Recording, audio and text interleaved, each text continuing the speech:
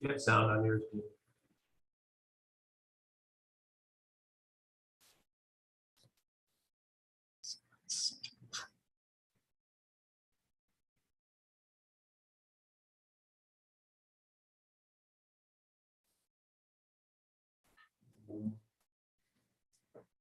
have sound on yours. Sound on yours. You can now.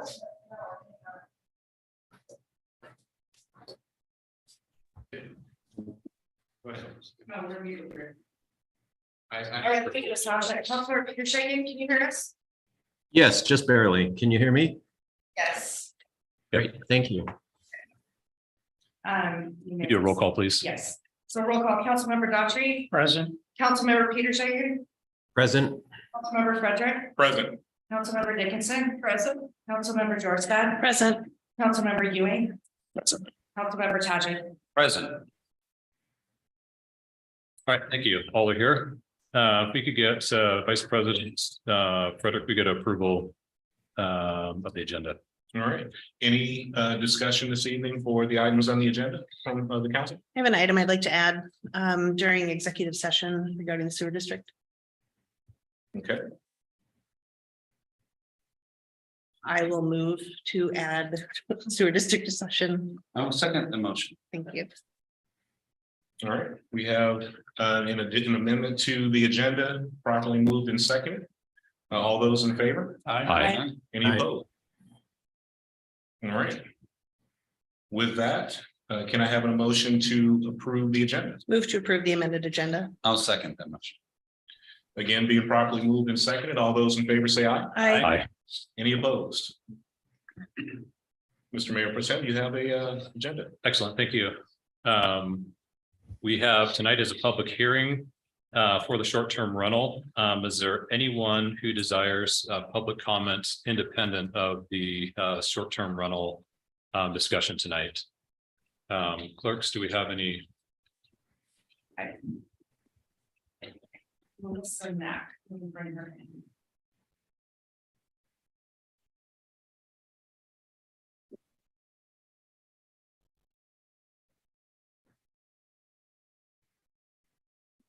Melissa, can you hear us?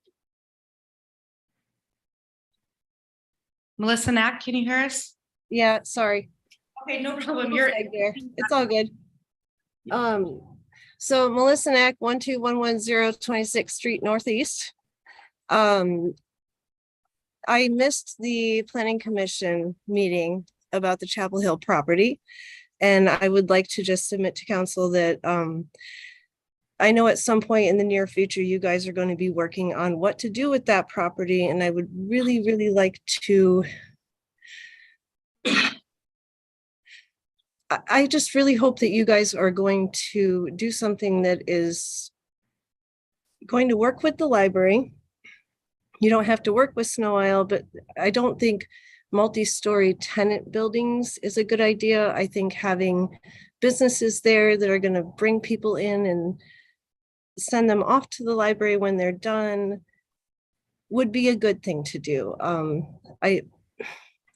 I've been struggling with this for a long time, and I do hope that you guys will do right by the community and make sure that whatever does go in there is something that works with our library and with our community and not just put stress on our schools.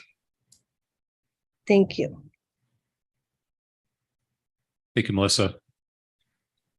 Do we have any other online folks or anyone else in person that has public comment independent of item 8? I have another Jim Haugen. Okay, you can bring him in, please.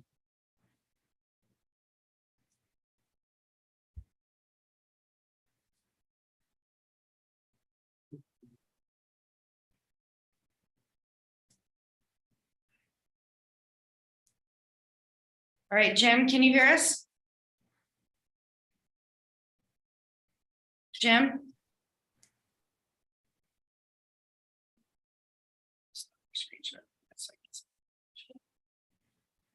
Jim, can you unmute yourself? Jim Haugen?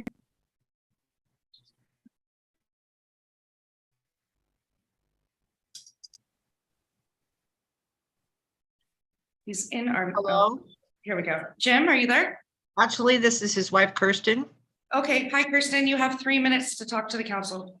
Actually, I signed up to talk about the short-term rental. Okay.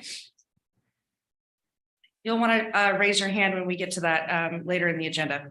Okay, thank you. And Kelly, if we could start with the online folks when we get to that point. Okay.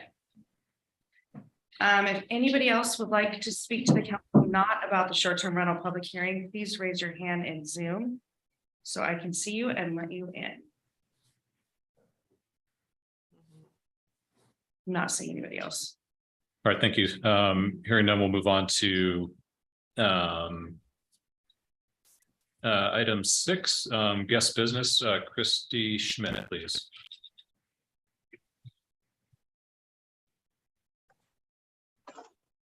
All right. Well, good evening, City Council.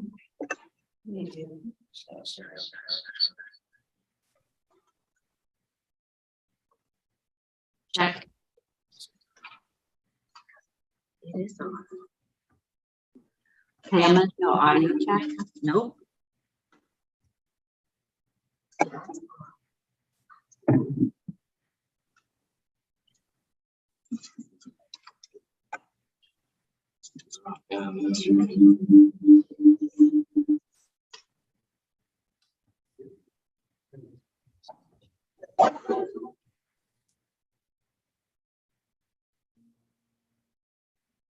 For sure. Glad IT is in the house.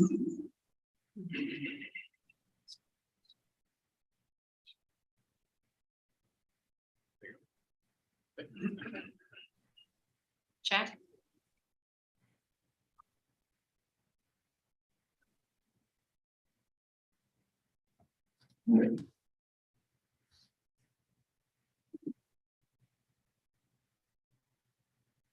All right, good evening, City Council. We'll start over here. It's my pleasure to be here this evening to provide you the work study session for the Lake Stevens Industrial Center. So within your packet tonight, you had a series of exhibits with some background information, and it's nice that we have good attendance here in council this evening as far as residents go, so people can get updated on the Lake Stevens Industrial Center. The purpose of the work session tonight is to give you some background information, to give you an update of what's happened to date, and also to introduce our consulting team. We'd like to provide you a summary this evening of the Planning Commission input. They had a meeting back in October, and the Planning Commission minutes, the formal adopted ones, are within your packet this evening. So hopefully you had the opportunity to read those. And our main purpose this evening is to get input from the City Council. We have 4 key questions at the end of the presentation that we'd like input on from you. Just to give you an update, if you are not aware, that the current industrial center is actually a combination of 2 historic areas, the Hartford industrial area, and Hartford is more on the north end.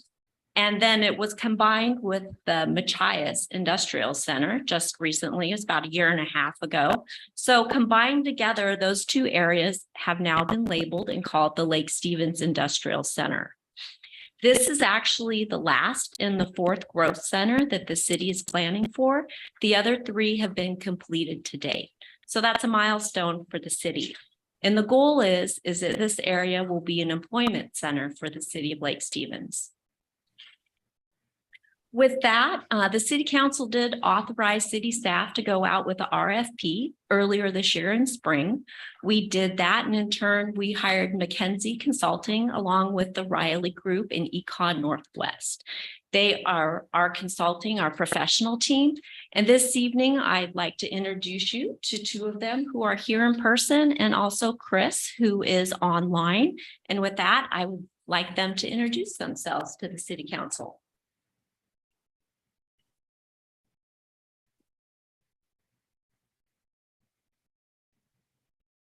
My name is Brett Conway. I'm an architect with McKinsey and a lead on the industrial group at our firm. Hi, good evening, council members. Michael Chen with McKinsey, serving in land use planning capacity and working with city staff on the study. If you can hear me, my name is Chris Blakeney. I'm a project director with Echo Northwest, and my team is leading up the market analysis component of the study. All right, thank you. Appreciate that. So moving forward with the presentation, it's twofold. That the analysis is to perform an infrastructure analysis along with a market analysis.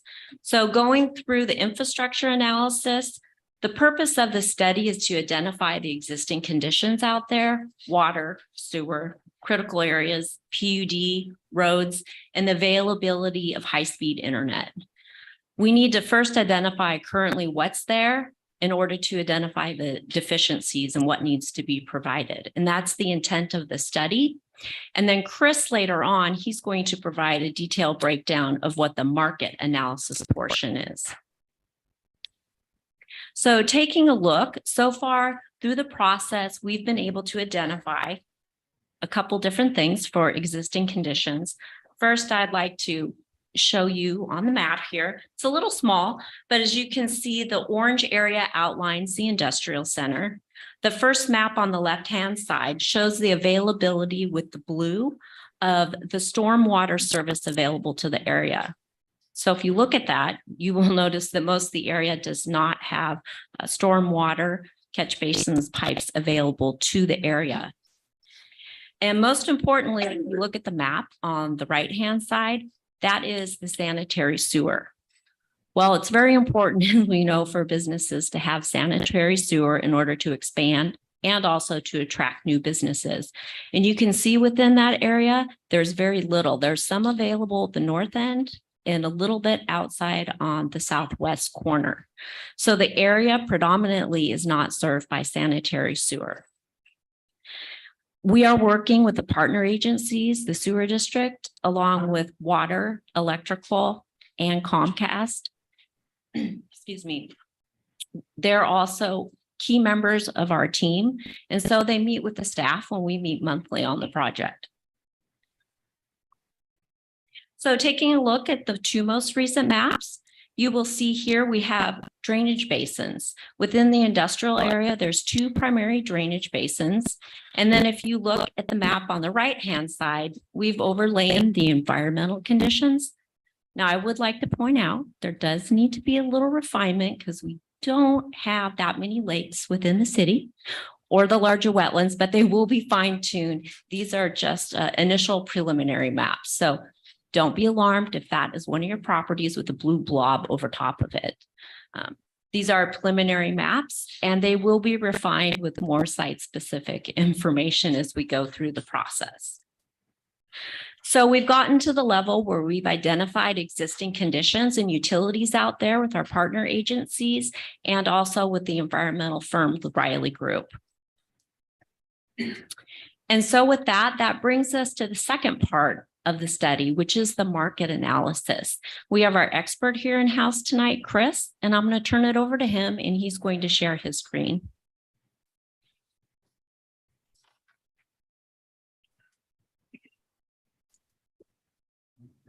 All right. Well, thank you again for having me and letting me bring you up to speed on our project and its overall intent.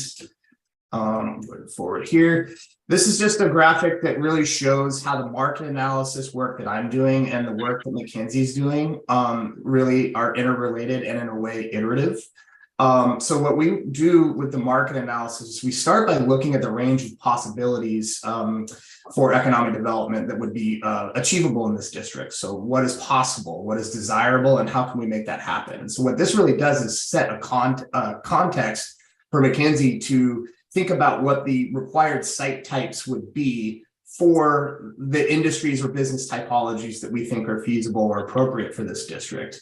And based on those site types, then they can really refine what infrastructure needs are and compare that to some of the existing conditions work that's already being done so we can identify where the gaps are. And this will come with basically a laundry list of if you want this is what's required to be suitable to accommodate those industry typologies. And this really is kind of an iterative process that we've got a lot of experience working with McKinsey in many other communities, and it's really dialed in to kind of show the chicken and egg relationship between the market and what's necessary to deliver those uses.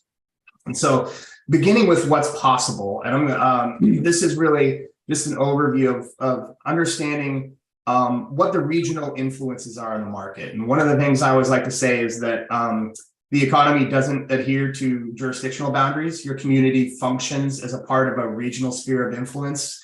So are there other major sectors that are in the region that you would have an advantage of supporting? Are there flows of people or goods from outside the area that would support development here? Or are there local needs that aren't being met, that are being met by economic development outside of your community? So we kind of look at these things to understand how Lake Stevens really functions in a regional context and what the barriers are to capitalizing on that. And so when we start to look at barriers, we think about things like, are you too far from the freeway for a certain set of uses? Or do you have an advantage of a really well-educated workforce? Are there some of these critical infrastructure deficiencies like lack of fiber or something that would prevent you from being attractive to a certain set of businesses? And then finally, we look at real estate markets effectively. So what are the local real estate market fundamentals? How healthy is your local and regional industrial market? Is there an abundance of vacancies? Is there falling or stagnant lease rates? Because those are things that are going to translate into the development community's ability to actually develop space that would be suitable for specific user typologies. So here's just a really quick example of what some of this analysis might look like. I pulled this last week. It's effectively showing the industrial market trends for what the brokers call your North Snohomish County submarket, showing obviously an increase in vacancies at the onset of COVID, with a flattening of lease rates as you would expect. But then as that started to wind down, you're starting to see businesses and space start to fill back up in your region. And so we see this as typical in many areas. And so this is just an example to be a whole bunch of of additional analysis that looks like this, that really dials into what the local market conditions might be like right now. The other piece of this is what is desirable. So we've already done a public workshop with property owners, and we've had a survey that went out. These are just some quotes of some of the greatest hits. But this is really where, once we set a market context of what's possible, we start to dial into what's desirable, right? So, we get feedback from civic leaders like yourselves. Like I said, we did some outreach already with property owners and a community survey. And just one key theme, generally, we heard a lot of support for an industrial district that really capitalizes and complements on the Centennial Trail and leverages kind of lower intensity uses out there that would maybe be a function to draw more people out to use the recreational aspects of this district. And then finally, how do we make it happen? So like I said, once we kind of set some parameters on what we think is possible, we reconcile that with what it would take to deliver on that from an infrastructure perspective. And so we'll do the market analysis, and McKinsey starts to lay out some uses that make sense and identifies the infrastructure that would be needed to support those uses. And then we're going to take a very high level look at some funding strategies and funding alternatives that you could start to explore as you think about how to pay for infrastructure needs out in this area. One of the other themes that came out of the survey work was a desire that development out here pays for itself. So we'll likely be looking into value capture mechanisms like local improvement districts and tax increment financing. And just as an example, if you're not familiar with tax increment financing, in gross substitute House Bill 1189, which was passed in 2011, really made tax increment financing more available to jurisdictions in Washington. If you're not familiar with how it works, effectively, you draw a line around the district that you want to improve, and the tax base within that district gets frozen within that geography, and any incremental value that's created through development goes in the district that can go to pay off bonds that were used to provide public improvements that catalyzed that development. And so this is just an example of one of the things we'll be providing some high level analysis for you to make some decision making on which of these alternatives you might want to explore further as you have more certainty about how this district could develop. So that's just my quick flyover of the market analysis component. I'm happy to answer questions at the end once we finish the rest of the presentation. So thank you.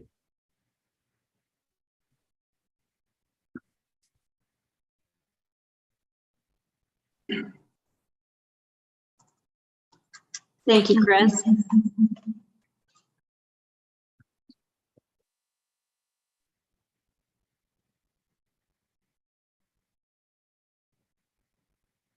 So within your packet, there is the schedule. I would like to point out that we will be coming back to you and the Planning Commission for a group work session, and that will be after the holidays in January. So if you look at the schedule here, some of the next steps coming forward now that we've gone out and done the property owner survey, outreach letter with them, we held an open house.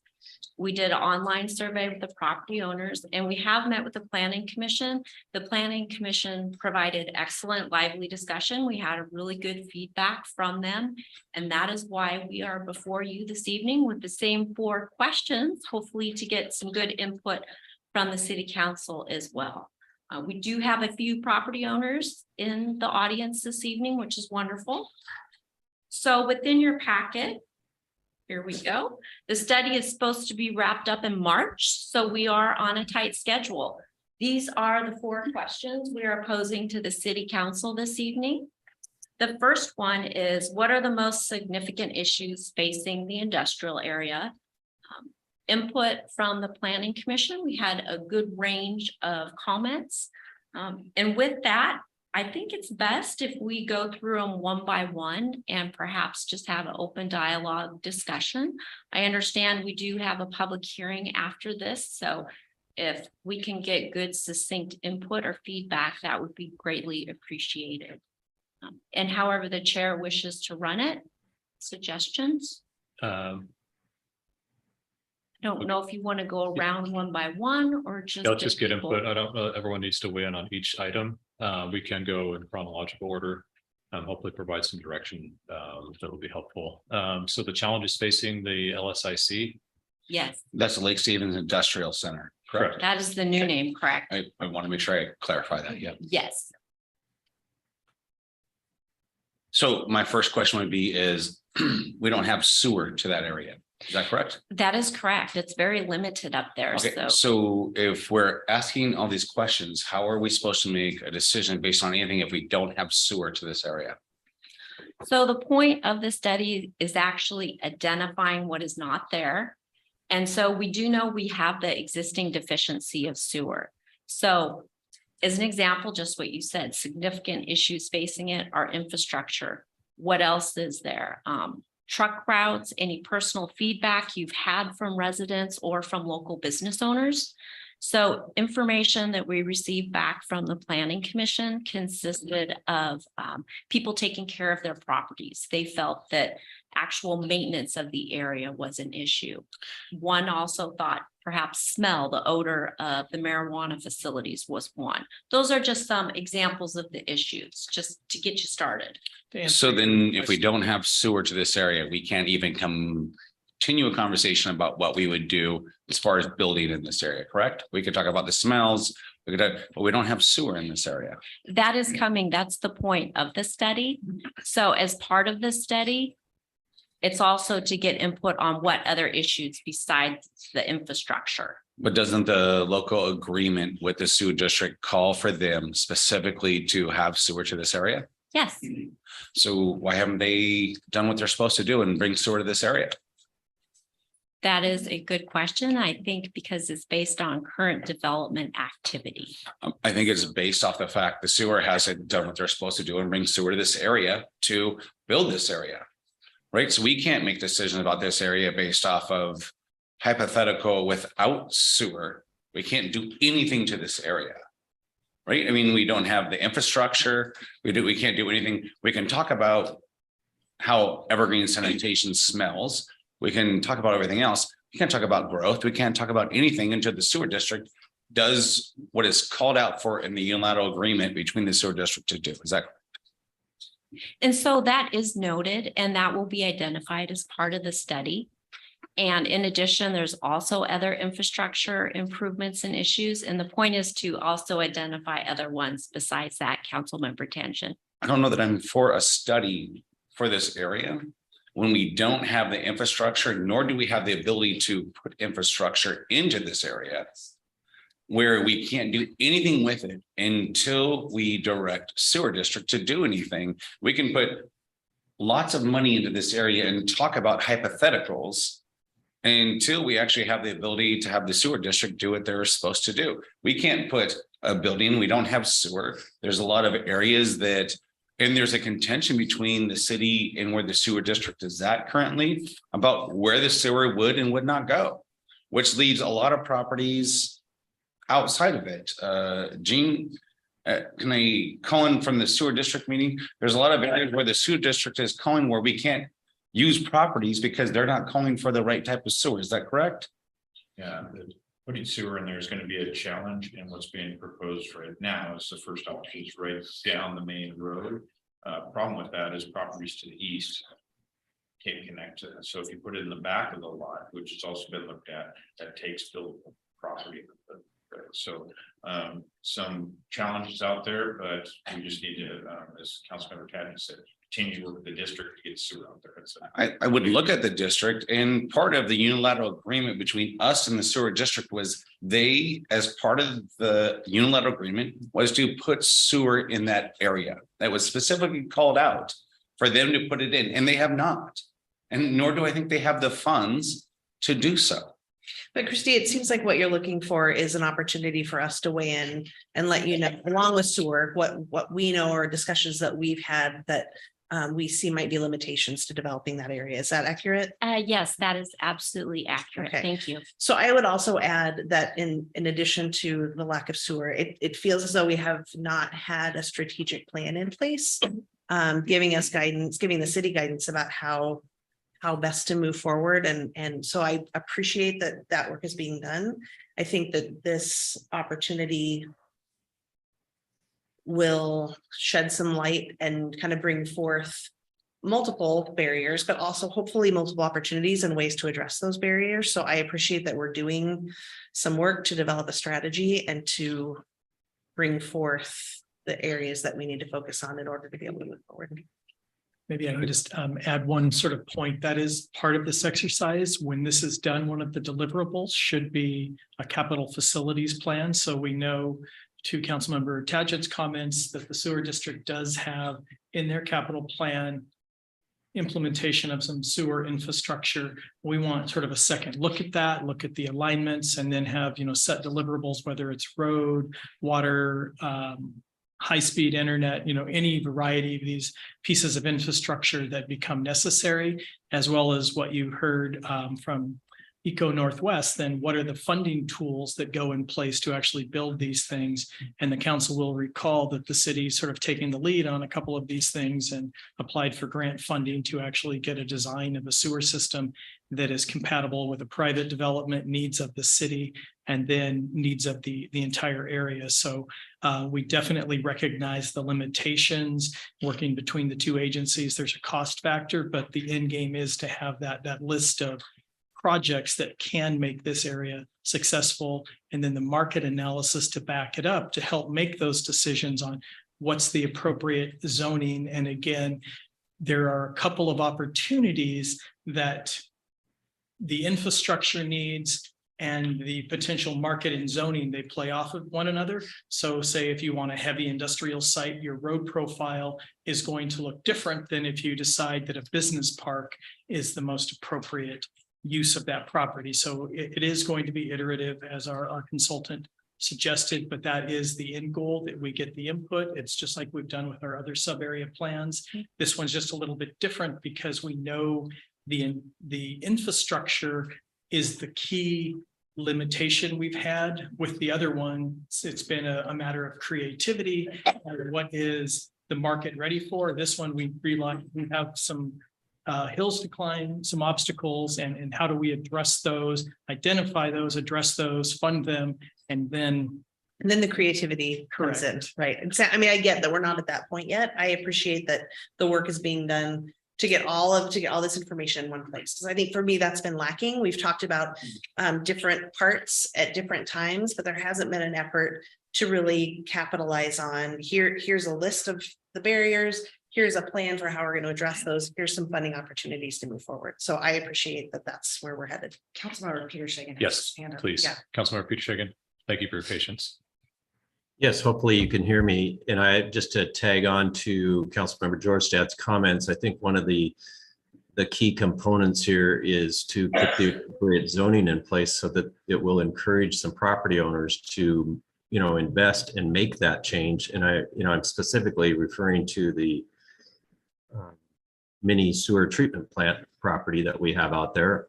Until we get the sewer in place and so forth, the physical change of that property will not take place, but the zoning needs to be in place that will allow that property owner to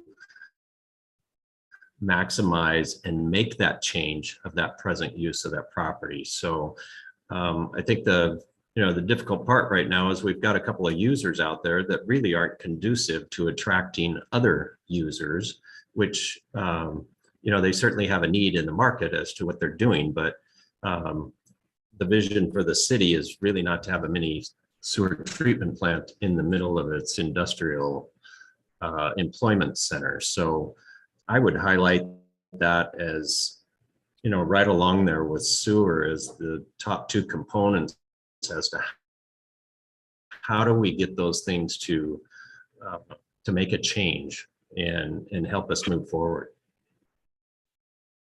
I guess I would say I agree with Councilman Peter Shagan is how do we get them to agree? But we don't have, the sewer district is the one who's got to look at their funds. And at current, my understanding is the sewer district doesn't have the fund to change that. So we can look at all these information, we can look at all these things, but the sewer district doesn't have the funds to make a difference out there. We can change it. We can change the zoning. We can do all these different things. And we can say we'd love to have a district out there to put industrial out there. But the sewer district isn't in conjunction with the city of Lake Stevens on how we would do that. They have a different vision than what we have. They want to see sewer in a different area. They don't, and I just spoke with Gene Brazo, and they have a different idea of how that sewer would go. We can look at all these studies, and we can do all this different stuff and put all this money into this. The sewer district doesn't have the money to do this unless they pass a bond, which we have to sign off of and make sure the city of Lake Stevens is willing to finance that. I'm all for we can do as many studies as we want, but until we have the funds to do that, we can't do anything. Second, it's not, the sewer district is not in conjunction with what the city wants. They have a different plan. Gene, tell me, is there a different plan than what the city would like than what the sewer would like? At current status? There's definitely a different point of view of where the sewer could be located. And that's still a point that needs to be ironed out, certainly. So we have a difference between what the city wants and the sewer wants, right? So we have all these things. We can do plans. We can fund all this. The sewer was supposed to fund this area as part of the assumption agreement, which they have not, nor do they have the funds to do it unless we fund more money for them to do what they want to do. That means we have to, as a city of Lake Stevens, we have to okay the sewer district to fund more debt to do what they want. So I think Marcus, or Councilmember Taggart, being formal here.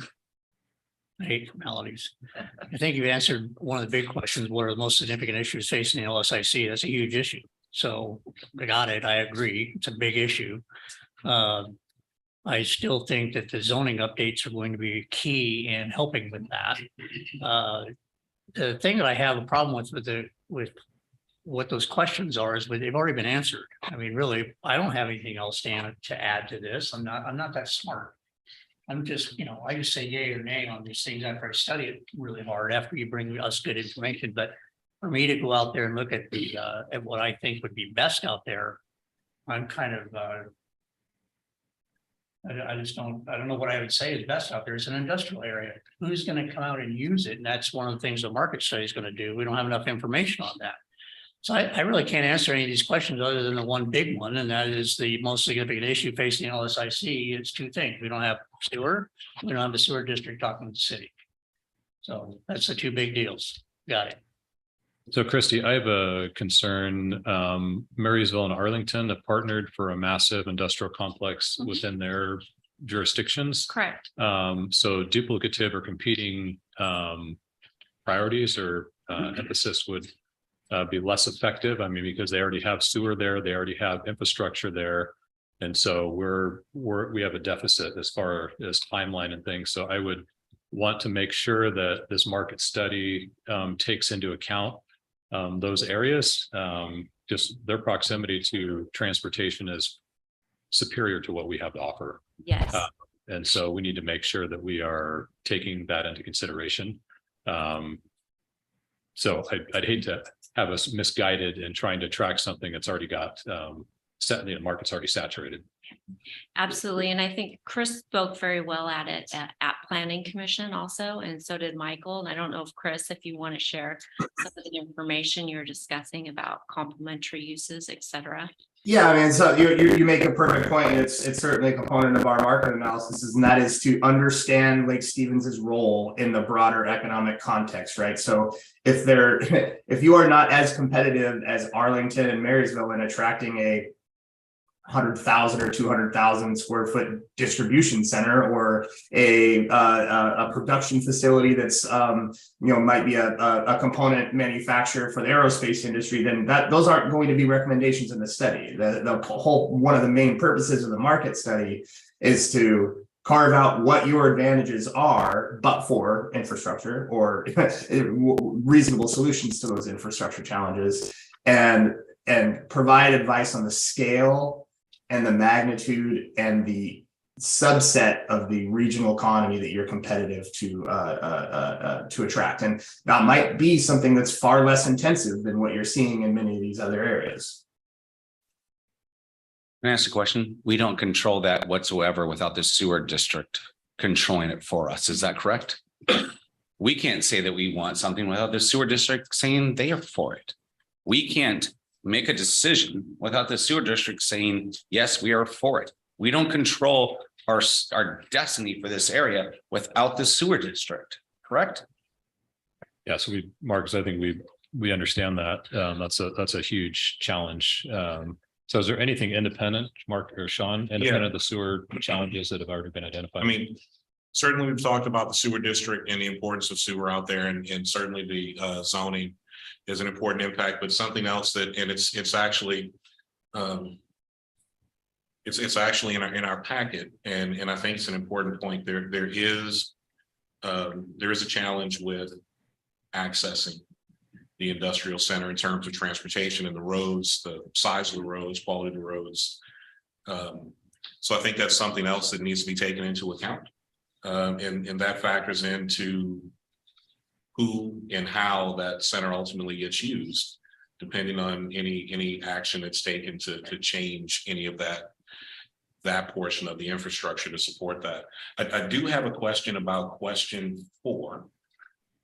And as I read it, my initial read in the question, it sort of led me to believe that we are to some extent down a path. And to clarify here, this question reads, limited residential housing is permitted in the industrial center, apartments over non-residential uses and lodging for security. Is this a use you think the city should maintain? And I certainly wouldn't want to take anything off the table, but this question seems, given the lack of status and where we are with implementing things like the sewer, like addressing the zoning concerns, like addressing the transportation, this question to me seems almost out of place unless some decisions have already been made at some level, either conceptually or operationally, to go down a particular path already. So can we get some clarity on that? Is that the intent, or is this just a general, do we want to leave this allowance here? The question was put on there just for the fact that there are some of these uses in our zoning code. I would say the security use, there are a couple of examples of that. Apartments over non-residential uses, that isn't really happening at this point. So that's in our zoning code, and it's just gauging the temperature on, do we want to retain these as options? Or should we really focus on the job growth portion of this and sort of exclude, except possibly the security bit makes sense, but I think it's really just, it's what our code has today. Is this what we want to continue as we go down this path, or is there, different information? But I think you're correct, Councilmember Frederick, that the market analysis and the zoning will sort of tell us, is this an appropriate component? So it may be a little too soon to ask that question. Okay, thank you. And so you'll notice within your packet, you did have a copy of the Lake Stevens Municipal Code, and in there it had the permissible uses. And you will see the residential that Russ was just noting, that it is currently permitted out there. So the question I would have about that is, if you've got an industrial business on the bottom floor, who's going to want to live above it? I mean, is that done anywhere else? It is actually. Oh boy, an expert. Yes. I like experts. He has good examples.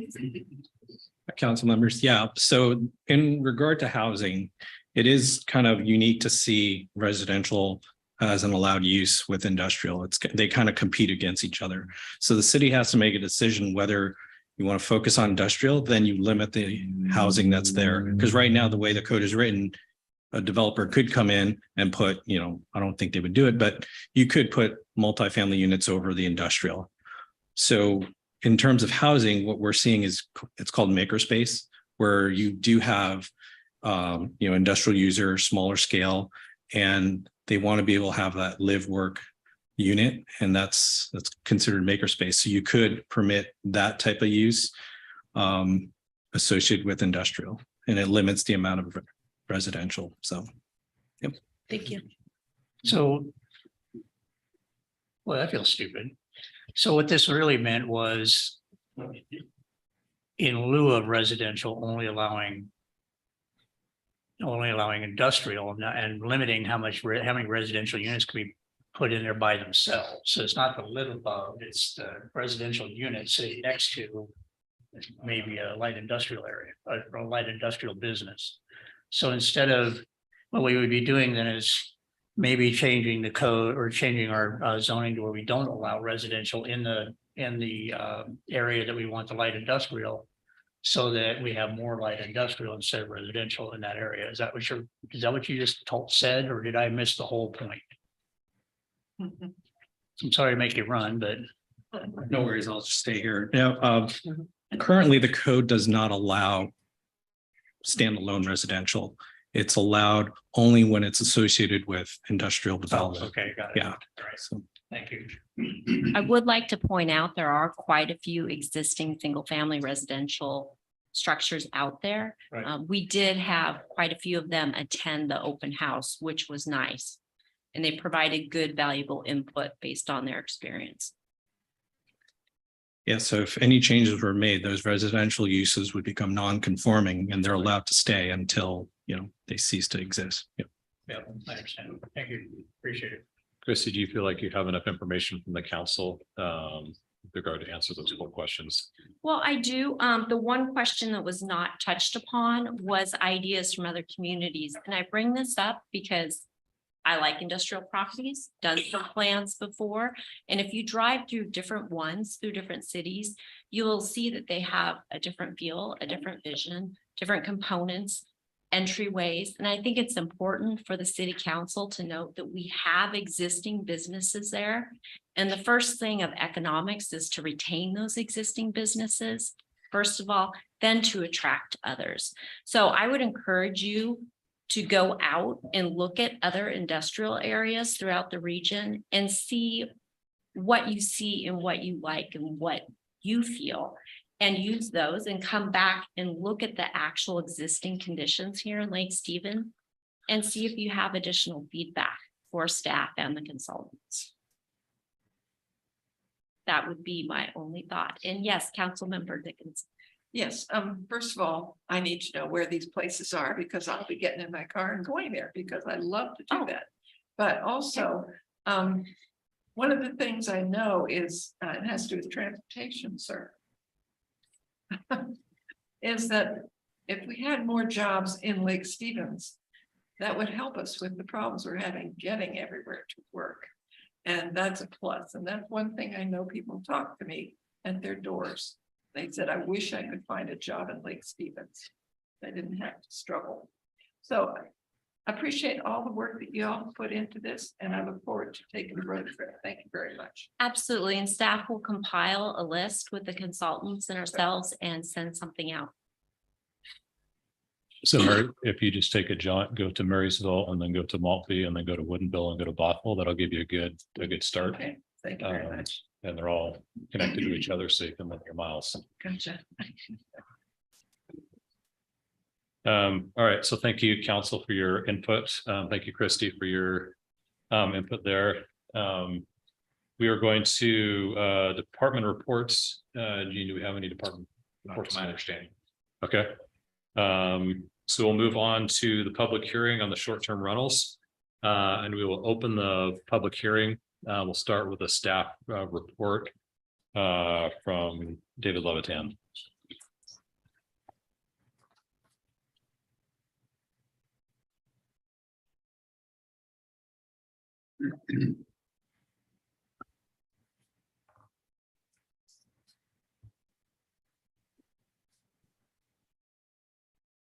All right, thank you, Council President Ewing, David Levitan, Planning Manager. So we are here tonight for a continued public hearing for the short-term rentals code amendment, which is land use application 2022-0046.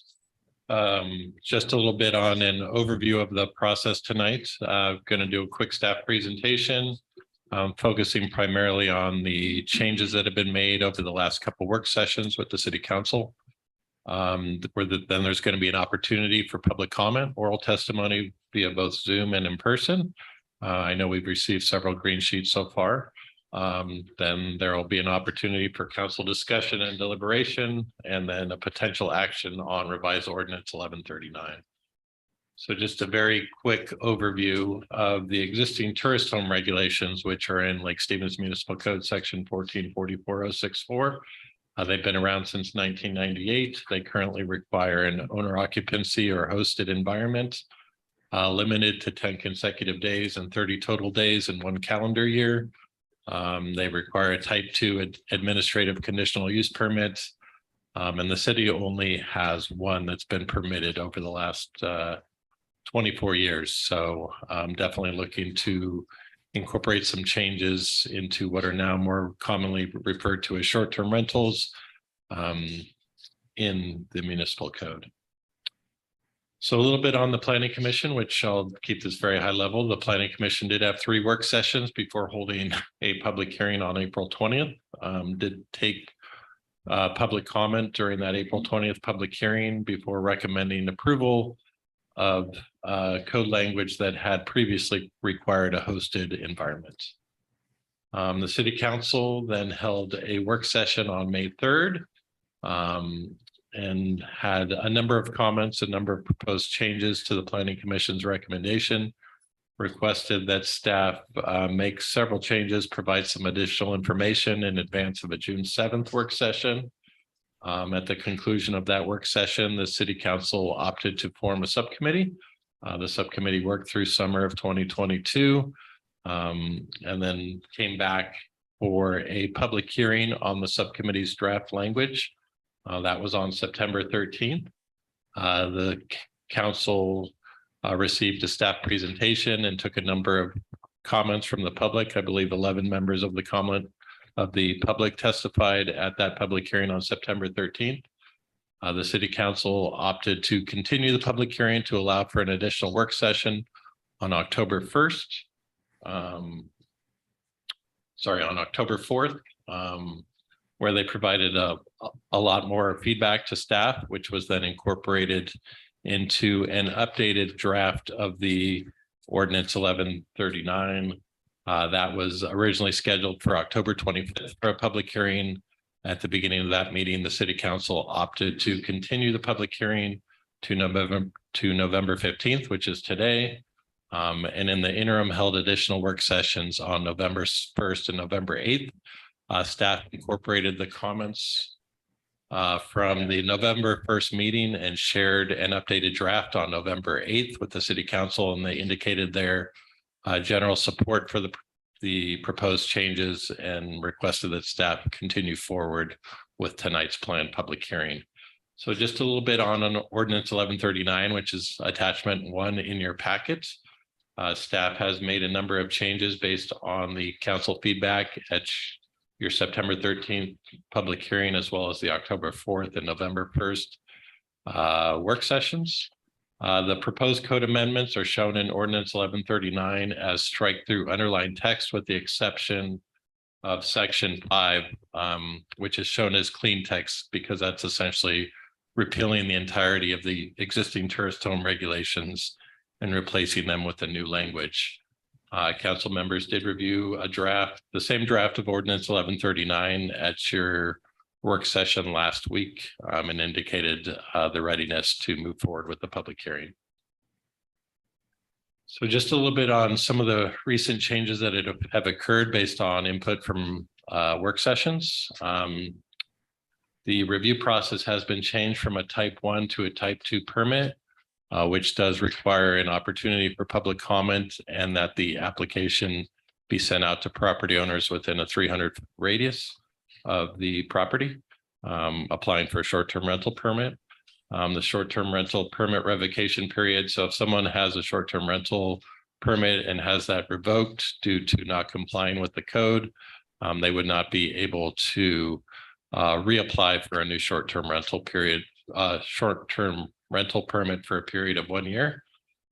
Staff added several references to sections of the municipal code related to noise and nuisance, as well as references to RCW 64.37, which kind of regulates short-term rentals at the state level and has a number of good neighbor guidelines. So that's been incorporated in and more explicitly stated in several sections.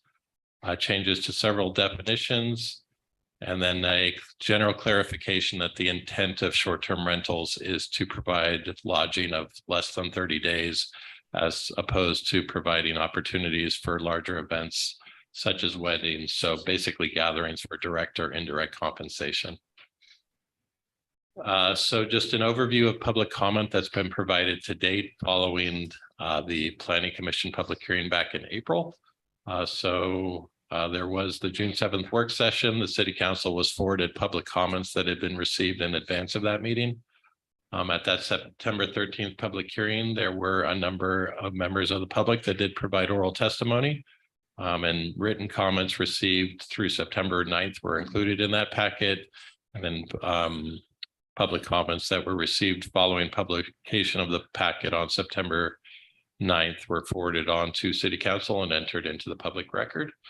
And then all public comments that have been received since that initial September 13th public hearing are included in attachment 2, with the exception of comments that have come in over the last couple of days. And those were either sent directly to City Council by members of the public or forwarded on by the city clerk. So as far as I know, the City Council should have received all public comments received to date. And then members of the public do have an opportunity to provide oral testimony this evening. So as noted at previous meetings with the City Council, staff has concluded that the updated language in attachment 1 is consistent with the approval criteria and the findings that need to be made within Lake Stevens Municipal Code as far as being consistent with the comp plan and compliance with the GMA and serving to enhance the public health, safety, and welfare. All required public noticing has been provided. The proposal is categorically exempt from SEPA. Staff is recommending that council take public testimony this evening before considering approval of the updated code language in ordinance 1139 with any revisions proposed by council members. And with that, I'm happy to answer any questions either before or after the public comment period. All right, council, thank you, David, and council, questions of staff. All right, hearing none, open the public comments from the audience. We'll start with our digital folks first. Kelly, if you could welcome in anyone who, I think Hagan was one. Yes, I will. I do want to make note of David's comment. The 4 emails that you have received since the packet was published were from Nikki Odegaard, Aileen Spradlin, Kirsten Haugen, and Kathy Mason. So all of those emails should be with you.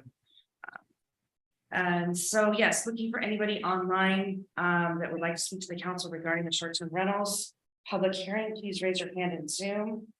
Kirsten, I'm going to let you in since you made a mention earlier. Let's bring her in.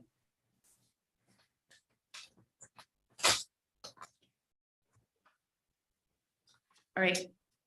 Is it Kirsten? Can you hear us?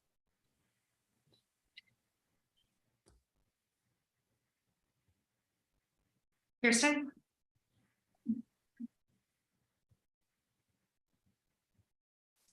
Yeah, it's not sure you just ask her to unmute. Can you hear me now? Okay, yes, we can hear you. You've got 3 minutes to speak to the council. Thank you. I would like to thank you for this opportunity to speak to you so that you can consider some of the concerns that I have, and I think I share with others in this community. But with all due respect, at this point, I firmly believe it doesn't matter what I say. You are not listening to me, and more importantly, you are not listening to the rest of the more than 100 people who have voiced opposition to this ordinance. You haven't listened to the Planning Commission recommendations that were made. You are also not listening to other jurisdictions who have had massive problems with unhosted rentals that have been well documented before you. It appears to me that it doesn't matter how much evidence that has been submitted to you to try to protect the local community, you don't seem to care. The most blatant example of that is that your failure to require that the designated responsible party who is required to deal with any complaints that we may have that are inevitable is not required to reside anywhere near the Lake Stevens area or the state of Washington or the United States for that matter. You have completely ignored the concerns that we have stated, and you have done little to alleviate or to temper those concerns. You appear tonight to be ready to proceed and adopt this ordinance despite overwhelming public objection, lack of legal authorization for commercial use in residential areas, lack of legal procedure in the Lake Stevens Municipal Code for making the findings and conclusions that are required for you to make. The community has asked for the council to work with the residents, to work together to come up with some sort of an acceptable alternative to your ordinance, and that request wasn't even acknowledged by the council. In my mind, this is the definition of how government is not supposed to work. I find myself frustrated, disappointed, and outraged at the way you have handled this issue. It is beyond comprehension to me that you have done so little to protect the interest of your own constituents. And I feel completely ignored and disempowered by your actions. Thank you. Right. Do we have any others in the? Yeah, last chance for anybody online on Zoom. If you'd like to speak to the council regarding short-term rentals, please raise your hand. not seeing anybody. All right, we'll move on to in-person. Kyle Havens, if you come to the lectern, you have 3 minutes. My name is Kyle and I live on 15th Street Northeast. I'm here again to speak out against the proposed regulations for short-term rentals. The Planning Commission has recommended requiring hosted short-term rentals. I've been to several meetings now and I haven't heard anyone speak out on behalf of unhosted rentals and loosening regulations. I have seen the room full each meeting with people opposing your amendments, opposing the amendments you're trying to pass tonight. On November 1st at your council workshop, the city attorney said that requiring short-term rentals to be hosted does not break any laws or regulations. In fact, he said, quote, the hosting requirement is a very common code provision that cities are requiring. He stated that they're doing this to prevent people from breaking the rules and to ensure that there is someone on site to handle any issues that may arise immediately. He also stated that hosted rentals, quote, seem to be a very favorable clause among cities. So I am confused as to whose interest you are fighting for. Are you concerned for all of our interests, for our neighborhoods and the community that lives here every day? Or are you concerned about potential tourists and visitors, businesses trying to generate revenue, and in doing so, putting strain and hardship on our neighbors and our neighborhoods? Many of the people here tonight have experienced this hardship firsthand. Lake Stevens is not a destination city. We are not Leavenworth. This is not Lake Chelan. I've been here since 2006, and I'm consistently amazed at how busy our roads, parks, and stores have become. In the summertime, the lake is so busy on the weekends and hot days that boat trailers line the streets for blocks from all of our boat launches. By loosening these regulations, you're obviously hoping to increase the amount of short-term rentals in our city. Do you not think that these people are coming here with their boats and jet skis in the summertime?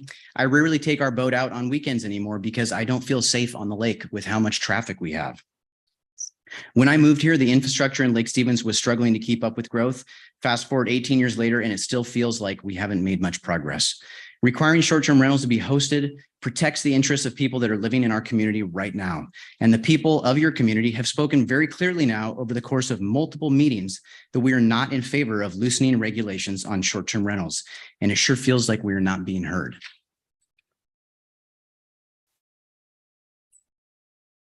Thank you, Kyle. Melissa, I can't read the last name, and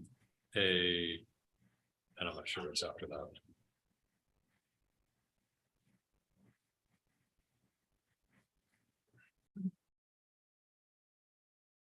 Good evening, City Council. This is my first time here. I just recently experienced this Airbnb short-term housing, me personally.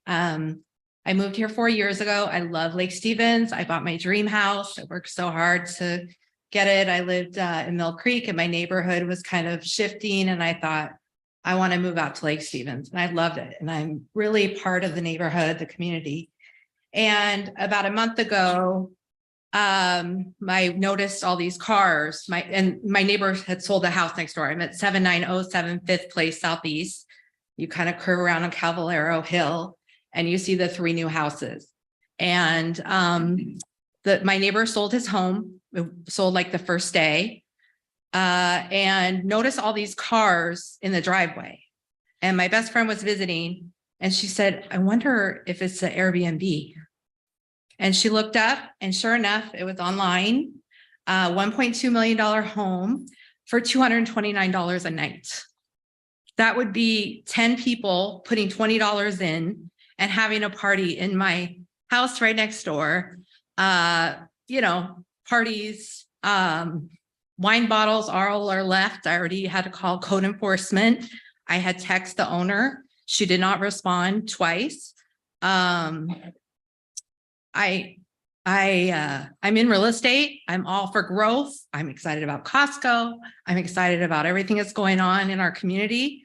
But to live next to this, they had a memorial service last weekend with like 30 cars. There's in and out. I'm in a quiet neighborhood with kids, you know, out riding their bikes. We have random people. We don't know who they are. You know, it's like Motel 6. Or renting events like weddings. And it's heartbreaking to me. I don't want to leave Lake Stevens. like I said, I'm all for people, you know, be able to use their property as an investment, to rent it out long-term, to know my neighbors, to know what's going on. For someone that cares about their yard, we don't know who or what is going on in there. And I know that she doesn't have a license. I know she doesn't. Code enforcement already went out there. This is 1 month. They probably have had, I don't know, 10, 15 reservations already. And, you know, this is a winter. I can only imagine what the summer is going to be like. I'm not going to even be able to go out on my beautiful yard. It's just, I really try to put it into your own perspective of if you bought your home and live next door and then have this next door to you. I don't know what to do. I'm in real estate. We're at 3 minutes. I'm so sorry. No, but it's okay. Thank you for hearing me. I appreciate it. Right, Susan Green. Susan Green. These are in no particular order, just in order that they're in the stack, so.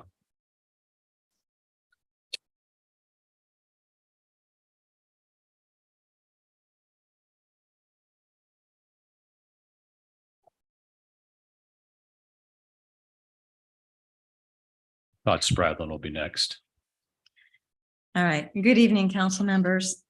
I'm Susan Green. I live at 816 East Lakeshore Drive. I've lived in Lake Stevens for 30 years. And like most people in this room, I'm a longtime stakeholder in our community. Endorsing a commercial short-term rental strategy does not benefit the community at large. Instead, it will benefit local and outside investors looking to speculate on real estate. These investors are not looking to be your neighbor. The primary goal of purchasing a residential home in Lake Stevens should not be commercial short-term rental income. Our initial steps in improving short-term rental ordinance must be deliberate and targeted to benefit only our local households. Assuming you approve commercial short-term rentals and then later try to possibly reverse the position in a year or two, it's not a viable strategy. It's like squeezing the toothpaste back in the tube. I hold our council members accountable to the values they represented when we elected them. Please do not vote for commercial short-term rentals. Thank you. Thank you, Susan. Todd Spradlin and Eileen will be after Todd.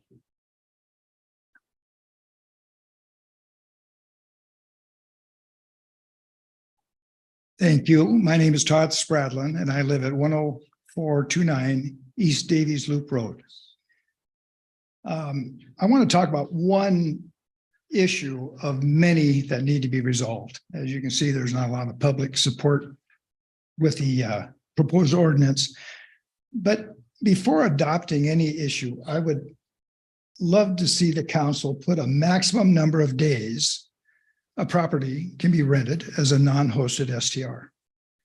By putting a reasonable maximum amount of days property can be rented, you will ensure that the property will still be a residence for the majority of the year.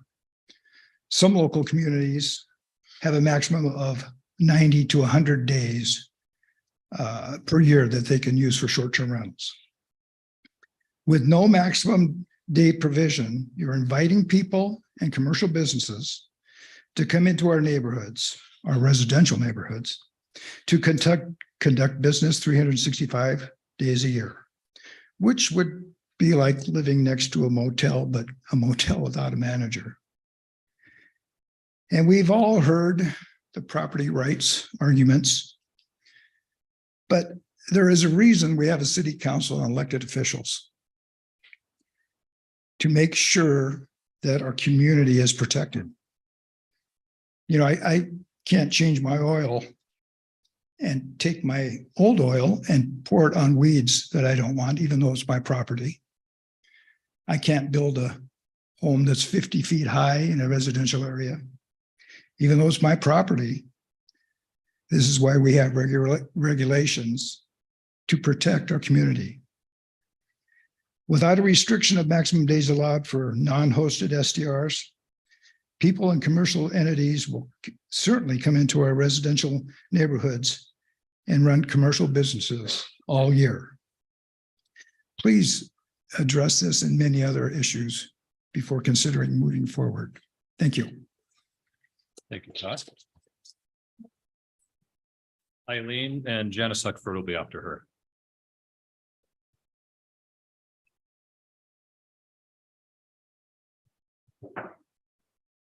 Good evening. I'm Eileen Spradlin, and I also live at 10429 East Davies Loop Road.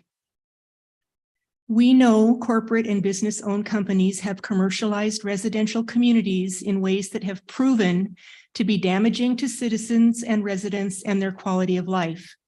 The evidence and data to support this is well documented. Approving this draft ordinance in this setting of strong public opposition would be a serious misjudgment. Short-term rental properties must be a primary residence in order to maintain the character and integrity of our neighborhoods and preserve housing stock. The city attorney testified owner occupancy requiring the property to be a primary residence is legal, that many cities in our state have implemented this to reduce violations and complaints that are a burden to police departments and code enforcement officials. This draft ordinance without the owner occupancy requirement does not fulfill the intended purpose and process to establish specific standards for short-term rentals that will minimize potential adverse impacts to residential areas and preserve housing stock. There are no provisions in this draft that ensures commercial rental companies will not adversely impact our city and reduce housing stock. Moving forward to permit this ordinance now and revisit the issue later, allowing it to become problematic, is neither effective or efficient city policy. If existing short-term rentals cannot comply with the owner occupancy requirement for transient lodging, they can rent or lease for residential lodging. These options are viable options. Forcing this ordinance upon residents who have told you time and again they do not want commercial rentals in their neighborhoods, while knowing some of our council stand to gain professionally and personally if this ordinance is approved, feels unjust. Please do not vote to approve this regulation.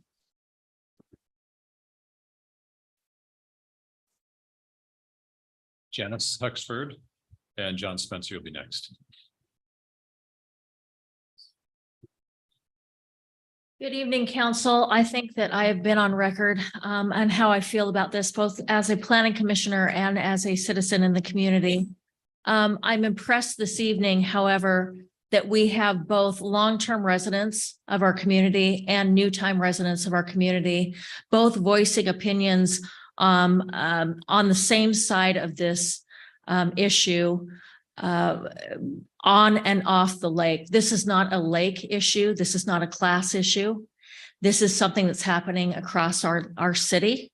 It's something that you could get in front of. It's something that I got in front of as a planning commissioner a year ago. This was presented to us in December of last year. I ask you, please don't vote for this evening. This is the wrong time. This is the wrong ordinance. Your wording is wrong. Please vote for your community. Thank you.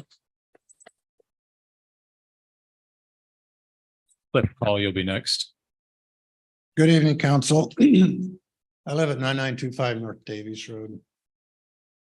I'm here to ask you not to approve this ordinance. I continue to ask you to form a citizen committee to work with the subcommittee you've already formed, to work through these issues and find a way to come up with a way to reasonably regulate short-term rentals in our community. We have found examples that are working well. The city of Kirkland as an example. They do provide for ways for short-term rentals to be successful. You don't have to have an owner or an agent sitting in the house, but you also have a way to regulate and enforce good behavior in that home if it is a short-term rental. I am appalled that you didn't even bring that approach before you. This ordinance does not meet the public interest. You've heard this evening. You've seen it in the written material coming to you. It doesn't meet the public interest because it reduces the housing stock available for residential uses. It doesn't meet the public interest because it drives the cost of housing up, and it fails to meet the affordable housing goals that we have for our community. It also violates comprehensive planning and zoning principles of trying to regulate uses that are next to each other. We don't allow pig farms next to residential areas. We have commercial areas and we have residential areas.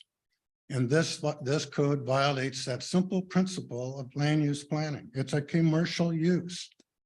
It violates the Growth Management Act, particularly the housing element in that act that requires you to come up with a way to provide affordable housing and to meet the housing requirements in this community. I also submit that it does not meet the environmental impact statement requirements. The plan level EIS done for your comprehensive plan never contemplated short-term rentals as a commercial business inside residential areas. There is nothing in your plan, in your EIS, that deals with the impact of that socially and environmentally. So it fails that in all respects. I'm asking you once again, do not adopt this regulation. Take a step to bring a citizen committee together to work with you and come up with a good approach. We're not going to try to stop the tide of short-term rentals, but by golly, we're going to make it work for our community, not just for the renters. Thank you.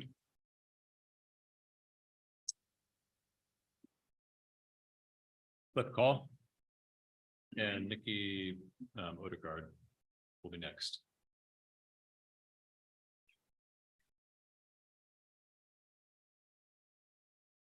My name is Cliff Call. I live at 625 Stitch Road, and basically everything I came here to say has been said. So I'm going to make this short. I've had 4 phone calls in the last 3 months of an individual trying to buy my house. I asked him, why do you want to buy my house? Are you going to live in it? Are you interested in this? I thought it was just a spam call. No, he is somebody that wanted to buy the house. Guess what? Short-term rental. So if you don't think that this is going to impact this community, I think you need to think again. And I've offered this to you once before as a group, as I've used some of these in short-term rentals. But one of the real issues in Hawaii, and I think you need to think about it, because I've had the feeling for a long time that your interest is primary. How do we get the funding? Is this a new revenue stream for Lake Stevens? You don't get any more revenue. These people vote no. Our past election where we decided by a very small margin to build some sidewalks. You don't get those kind of votes. People don't vote for that. They don't vote for schools because all of that affects the bottom line. So you're going to find that the support for projects you want, favorite projects, things that improve the community, that the community people want, you're going to get a lot of no's because these people are looking for bottom line profit. Just put that in your heads. I am one of those that please encourage you, do not pass this ordinance as it's written.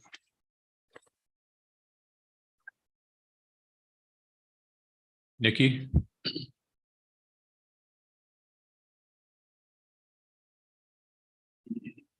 I am Nikki Odegaard on 1113 Vernon Road. And I've been here a time or 3 now and sent several letters. And it seems like every time I come, it's the same old things. However it gets rewritten, it just kind of like pushes aside the actual issues. And I guess these guys have all they've said it perfectly. So I don't need to redo that. But I have no problem with single family renting their place out for a few weeks or whatever. And you could even have the owner occupied obviously is perfect, but you can even have kind of where a compromise can be where you have someone that's a property manager or someone that can actually be reached. But the problem has always seemed to be that the the police don't have time for it. It's not ever if it's an annoyance, it's usually not something that police are going to be rushing out to take care of. But it affects everybody that's around them. And so if you don't have someone on site that is actually in charge, I think you're just asking for trouble. And there's been so many cases of that. And all of those, the other cities, the information about the other cities that has been fed to you guys just to show what's going on, it's plain to see. So I guess basically what it comes down to, my biggest issue is that you have to have enforceable rules. And there's nothing in this latest iteration that I can see that gives me any confidence that that's been taken seriously enough. And so I'm very much not approving the draft as it stands now. And thank you for your consideration. Thank you. Nathan Packard.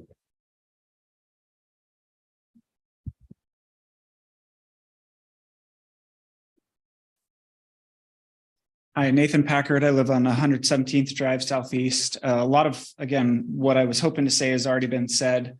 In general, I mean, I'll be honest, I'm in favor of the idea of a short-term rental. I like using them myself. I want to be able to provide a homeowner to be able to rent out their property. But as has been said, I think there needs to be regulations and very careful consideration about how that is done. And so we don't have to dive too deep into that, except for that, I'd like to point out that in addition to, regulations on any given one property, I think there needs to be consideration on how many business licenses, if we want to call it that, are going to be offered. And there's the comment about only 2 homes or properties per entity.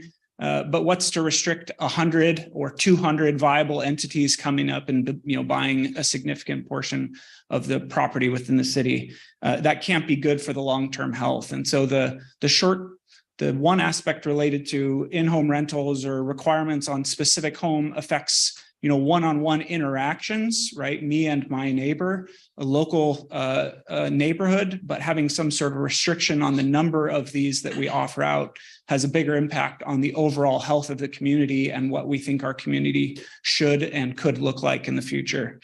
The other thing is, I'll be, clearly state that I hope this isn't passed today. I'm not in favor of how it stands today. I haven't been at all of these meetings, but I've been at enough. I have not heard one person come up here and say they are in favor of it in any manner. Everybody has been clearly against it, at least in its current form. Nobody has said, we need to make this happen. So I think we should consider that. I also haven't heard, and again, I haven't been at all of these, why this is important. Some people made comments assuming why that may be important for you to make this happen, but I haven't heard why that's the case. And I think if that is going to move forward, I think you need to be very clear in communicating why this is moving forward in the face of so much public opposition. Lastly, if in the event that this does get passed, there was commentary the other week about waiting multiple years, 2 years before this is revisited. I think that's very dangerous, especially considering the concerns that have been expressed here today. It doesn't mean in a year you have to come back and revamp the whole thing, but you can learn a lot within a year. A lot can change within a year. And if you wait too long, it could get out in front of us and it will be hard for us to recover moving forward. Thank you.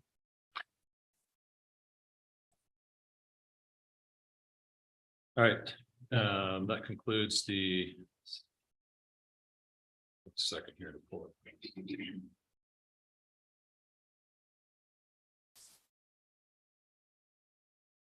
We'll close the public comment portion of the hearing. Any questions? I guess any questions of staff in light of the public comment we've heard? Councilmember Peter Shagan has his hand up. Councilmember Peter Shagan. Yes, I just have one question for staff, and I think it highlights Mr. Packard's comments. Have we received any comments, written comments, verbal comments that are in favor of this ordinance? And I direct this to Planner Leviton. Not that I'm aware of, not that have kind of been explicitly written in support. There have been members of the public, I think, that supported concepts within it and the general concept of short-term rentals, but none that have said specifically, I approve all of the language in this ordinance. So we've had no one come forth that says, please pass 1139, ordinance 1139. That's correct. All right, thank you. So why are you even talking? So the audience, your time for public comment is over. And so I invite you to remain silent while the council have the discussion while the meeting continues. Any discussion or deliberation from the council regarding ordinance 1139?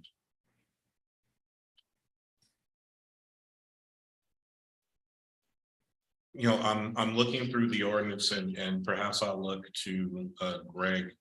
In the RCW related to short-term rentals, there is some specific language about occupation,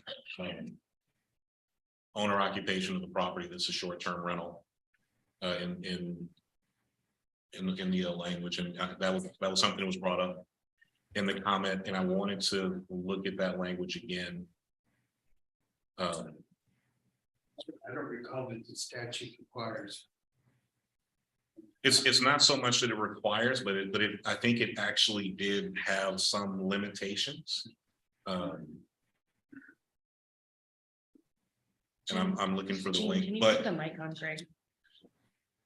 along with that, additionally, what I heard this evening in public comment was something that we actually did put forth a motion to consider, but we ultimately didn't, which was limit for the number of licenses.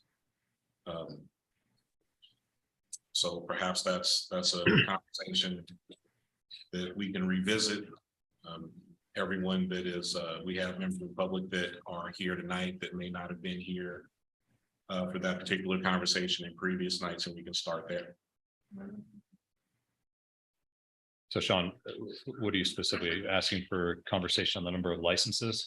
Yes, some of the ordinances that exist out there, I'm not sure that it's in the Kirkland ordinance, but I believe it's in the Bellingham ordinance. They actually have some language that limits the number of allowable licenses based on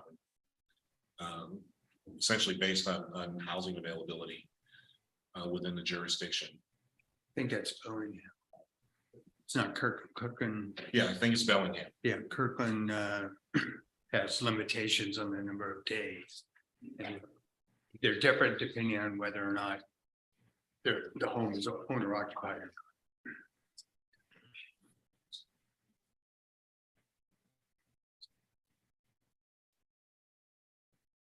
Well, I am of the opinion that we have a bad ordinance in front of us. I intend on voting no on it if we do bring it to a vote.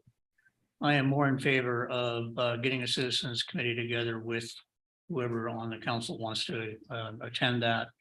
I believe that the planning commission put a lot of work into this that we basically have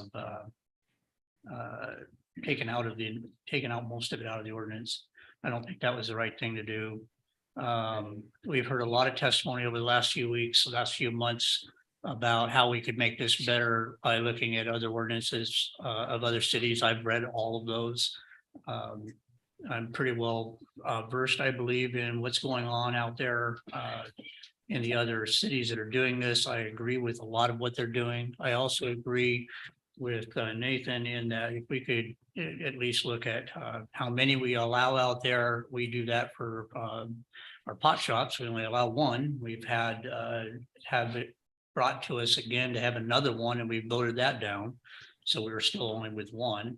So we can limit things like that. All of these things that have been brought up, all of them are essential to the conversation, and we haven't answered it. This is a bad ordinance.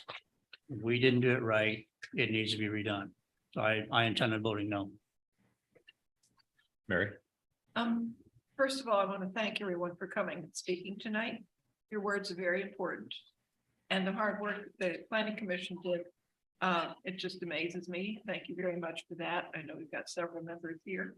I would have to agree with Councilmember Daughtry regarding how I would feel about this ordinance. I could not vote for it as it is now. And I really like the idea of a citizen committee, because obviously we have lots of citizens in Lake Stevens who are very interested in this and are living this. And I think that they are the ones that I would love to hear from in a more direct and a more impactful way. So that is how I feel about it. Thank you for coming out tonight.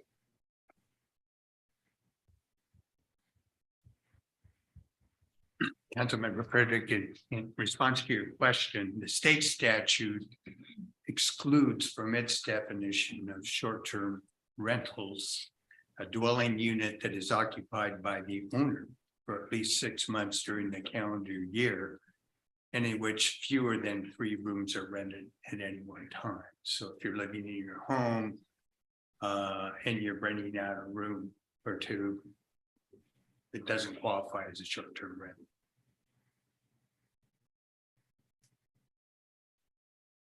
Any other discussion or input? Yeah. I'm struggling a little bit, but I feel like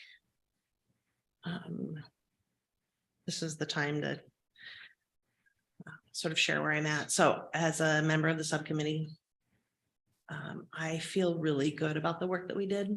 I feel as though, we considered the planning commission's input, we considered public comment, we considered multiple other ordinances.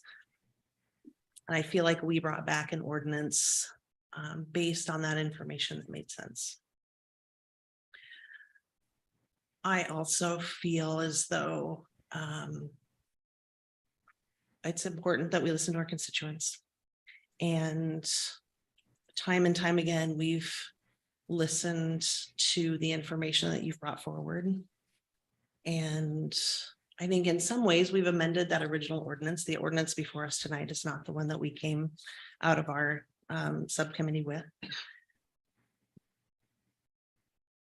And I struggle to move forward with the ordinance that we have in front of us, given public comment, given the work that you all have done and that has been presented to us to provide us with different perspectives, different ways to look at this. I don't propose to have the answer, but I feel really uncomfortable moving forward, given the amount of public opposition, but also given the division that exists on our council.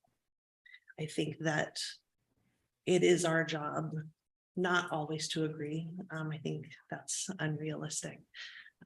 But I think we need to listen to each other. I think we need to listen to our constituents. And if we have members sitting here and sitting in the audience that feel this is a bad ordinance, I struggle with moving forward this evening. So I would like to weigh in as well. So thank you. So I guess for me, I appreciate the public comment, and I just note, so one of the folks that we got comment from was from Sunday at 10 p.m. And so her comments were especially insightful to me. So part of my job and the difficulty for me, piggybacking on a Councilmember Jorstad, is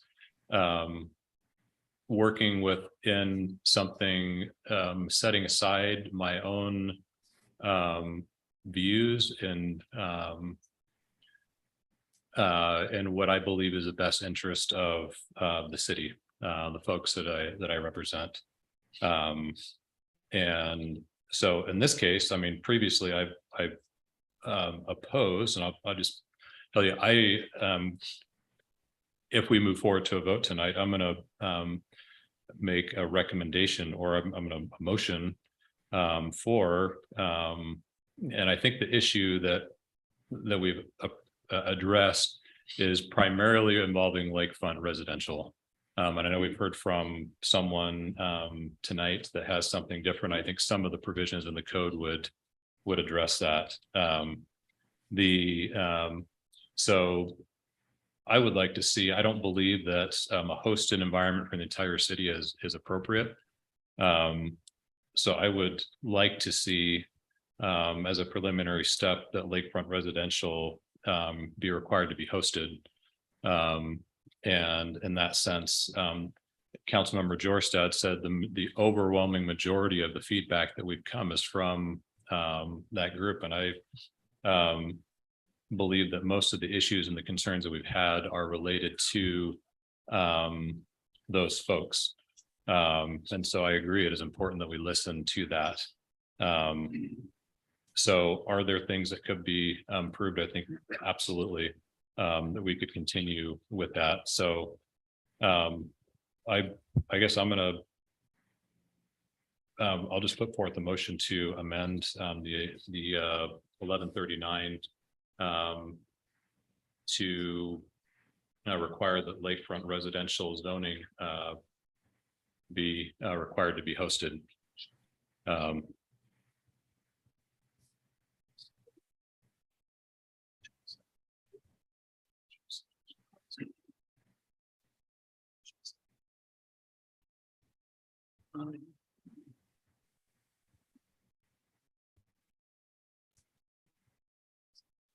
All right, so Is there a second? if there's no No. there's no second, so the motion fails. Any other discussion from council? I also, I just want to acknowledge that our city staff have put in hours and hours of time bringing this forth. I appreciate everything you've done, and I apologize that this is likely going to add additional work. I want to just state that out loud. I want to acknowledge that. And I think that I know that the city staff share with us the importance of putting out a good product and making sure that what we're providing to the citizens is something that's in the best interest of our city. So I thank you in advance for your continued work on this. All right, so we have any other discussion or deliberation before we close the public hearing?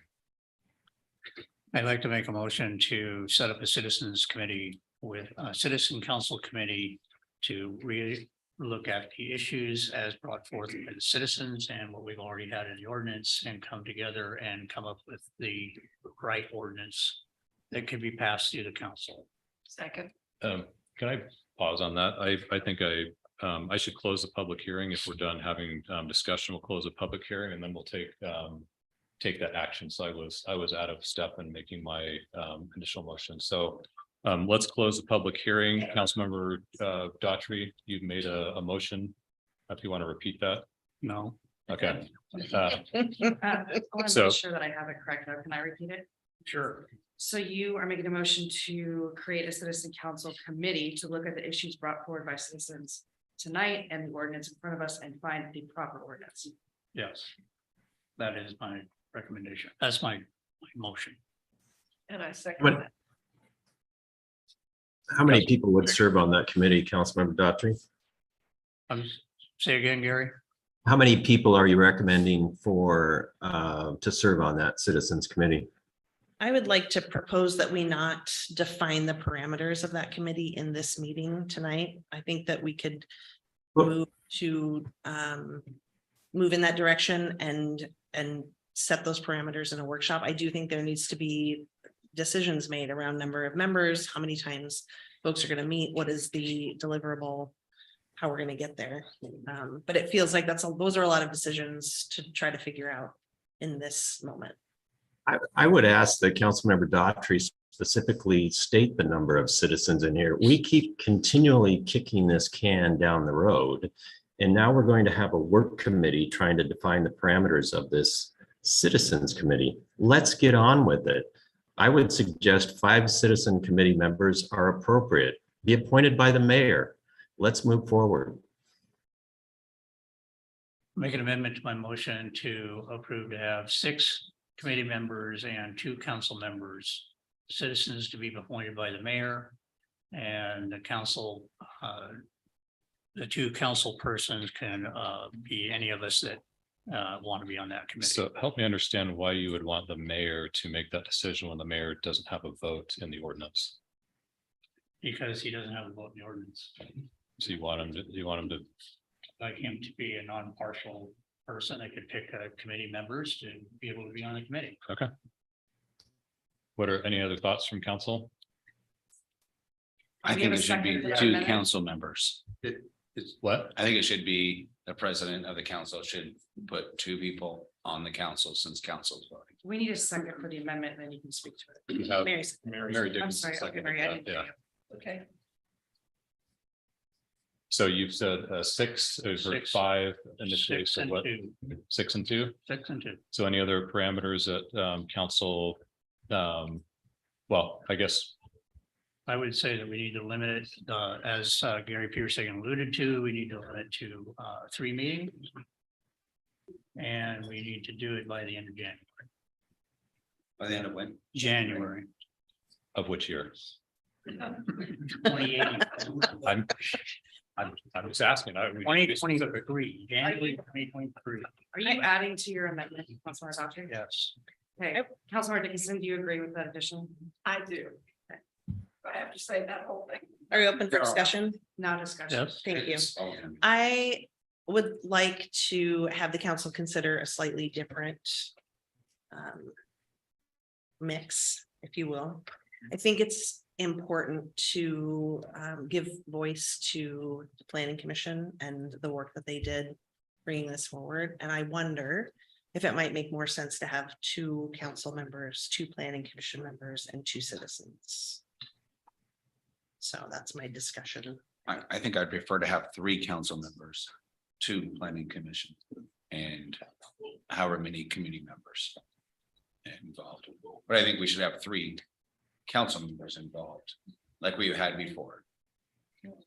Because I feel like it's important that 3 of the council members are there giving input, hearing what's going on and so forth. So my question is this, so with regard to the planning commission, if 3 of the 7 commissioners either own property on the lake or have family members that own property on the lake, do we want to specify which members of the planning commission No. are we going to leave it to them to make that decision? Okay, Somebody would need to make a motion to amend. We have a motion. We're still discussing. Okay, yeah, but if. Yeah, Of course. but you'll need a motion to amend. Of course. If you're gonna change the composition. I'm not for the motion for that Kim Daughtry's put forward because I'd rather have 3 council members on. okay, so we've got his motion here, so what we'll do, we need to So if you have to vote on the motion. to amend it due to the discussion. So you would, I could amend it based on the discussion that was just had. we can have more discussion, let's make sure. You could do that and have your second. If you're second. Is there any other discussion that we need to be made about this, or should I make an amendment to my amendment? You did everything you amended feel like you amendment? should, Councilmember Daughtry. Okay, so I'll re-amend it. You guys keep track of all this for me? It's getting ridiculous. Okay, so we're gonna amend it where we have 3 council members. 2 planning commission. 6 citizens. And we'll be done by the end of January 2023. 3 meetings. So do you want any city staff to be a part of that? Yeah, Well, I'm not gonna name them. I mean, city staff is always involved in these things. I don't think it needs to be part of the. Doesn't. Councilmember Dickinson, do you agree with that? Yes. Okay, so the amendment on the floor is 3 council members, 2 planning commission, 6 citizens, end of January 2023, 3 meetings. And that's So- the amendment. so they will have a draft ordinance by January 31st, 2023. They'll have a draft ordinance. Not that they're gonna have 3 meetings by then, they will have a draft ordinance. Right. That will be available for public comment and for a vote. Because that's scary. Councilmember Peter Shagan, I agree with you. We can limit how far the can goes down the road. We put some parameters in place. Can I just check in with Mr. Brazel? Is that in terms of capacity for city staff? Is that, okay, thank you. Thank you, staff. Shady. So I guess I would like to just ask directly, Russ Wright and Dave Levitan, since, the two of you have been most directly involved, how your thoughts on what has been proposed? In terms of your ability to assist the proposed citizens committee, the city council, members and the planning commission and coming up with a draft ordinance by January 31, 2023. Yeah, I mean, I think we have a relatively recent example from the Waterfront Residential Task Force from the summer of 2020. Obviously, there wasn't an ordinance that came out of that, but there was kind of several meetings that occurred within a few months. The January 31st date, we are getting into holiday season that may impact availability of committee members coming into Thanksgiving and then into Christmas and New Year's. That may impact, scheduling meetings, but as city administrator said, staff is willing to make this a priority if that's directed from the You're not council. proposing the lakefront task force as the one who are gonna put all the members on this, are you? Say that again? You're not He was- proposing- No, I was an example. I of was how giving we that feel as an that example of that we have formed so basically a citizen advisory committee relatively recently. Which was comprised of planning commissioners and members of the public. So similar format. Not the same constituency. So I would just add, yes, we can definitely assist this group. We can help pull it together. We do have examples that we've done that in the past. I do think January is going to be tight with holidays and the work we have in the queue through the end of the year. But working towards, as you suggested, a draft ordinance, I think is doable. I don't know that we'll get through public hearing before that date. I would propose that we make it by, I don't think anyone's renting properties out in a significant amount through January and February. I would say we make it by the end of February. Versus trying to put it in January. I think February is a winter month. I think we can do the end of February, give the staff time, give a group time to put dates together. And I think we still meet that requirement that we're looking for before summer months hit. I'm proposing 30 days more versus January versus February. You're actually only given 28 days, so. Yeah, 28 additional days. Kim, are you? Yeah, You made the I'm fine with that. motion. Let's go ahead and go to February. Okay, so February 28th. Councilmember Dixon. Yes. Sorry. Did she? Second. Yeah, that's fine. All right, so we have Too much.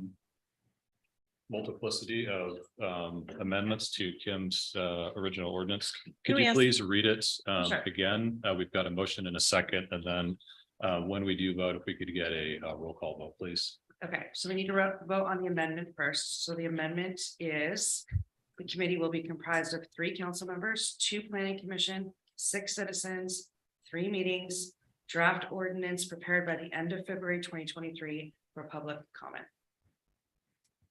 That's the amendment. And then, Actually, he amended his original motion. I don't think we need to vote on the amendment. I have a separate first, okay, do we want to roll this on? That was my original motion. Okay. let's- Yeah, That's a motion, I it's think not the an amendment. intention was. The motion Okay. amended Yeah. 4 times. My Yes, so apologies. we All have, right. we have a second.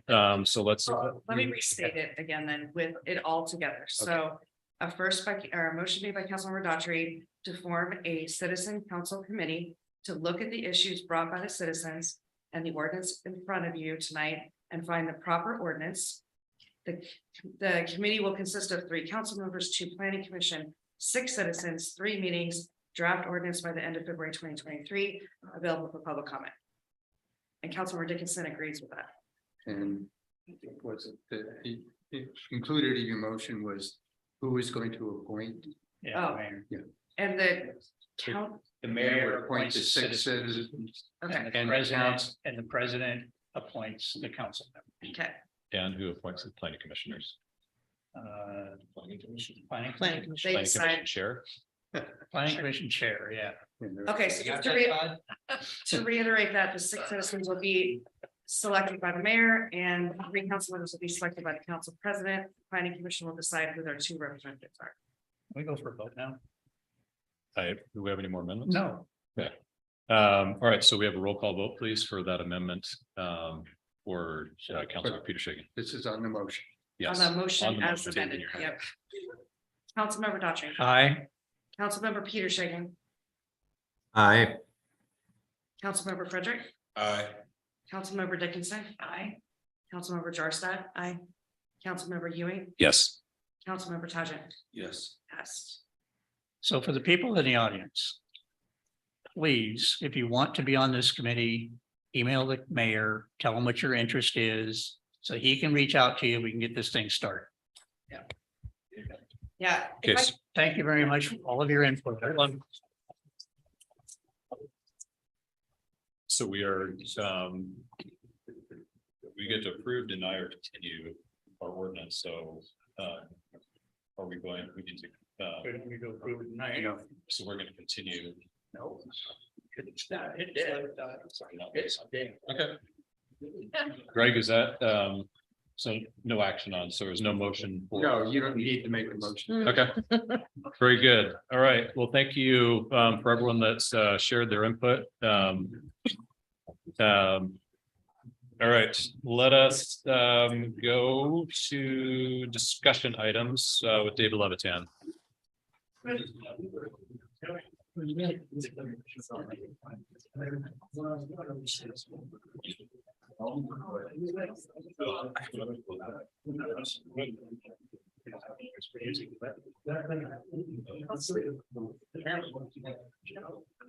Is it like break time or what's happening?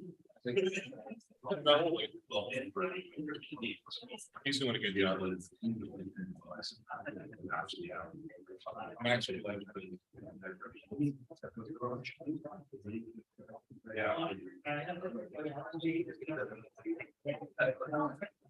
Well, it doesn't get it anywhere. Right.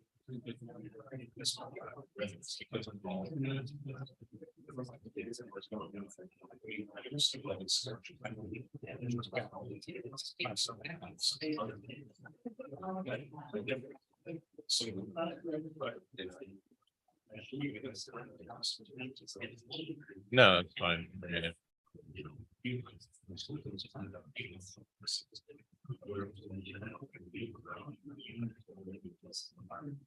Yeah, I thought they left.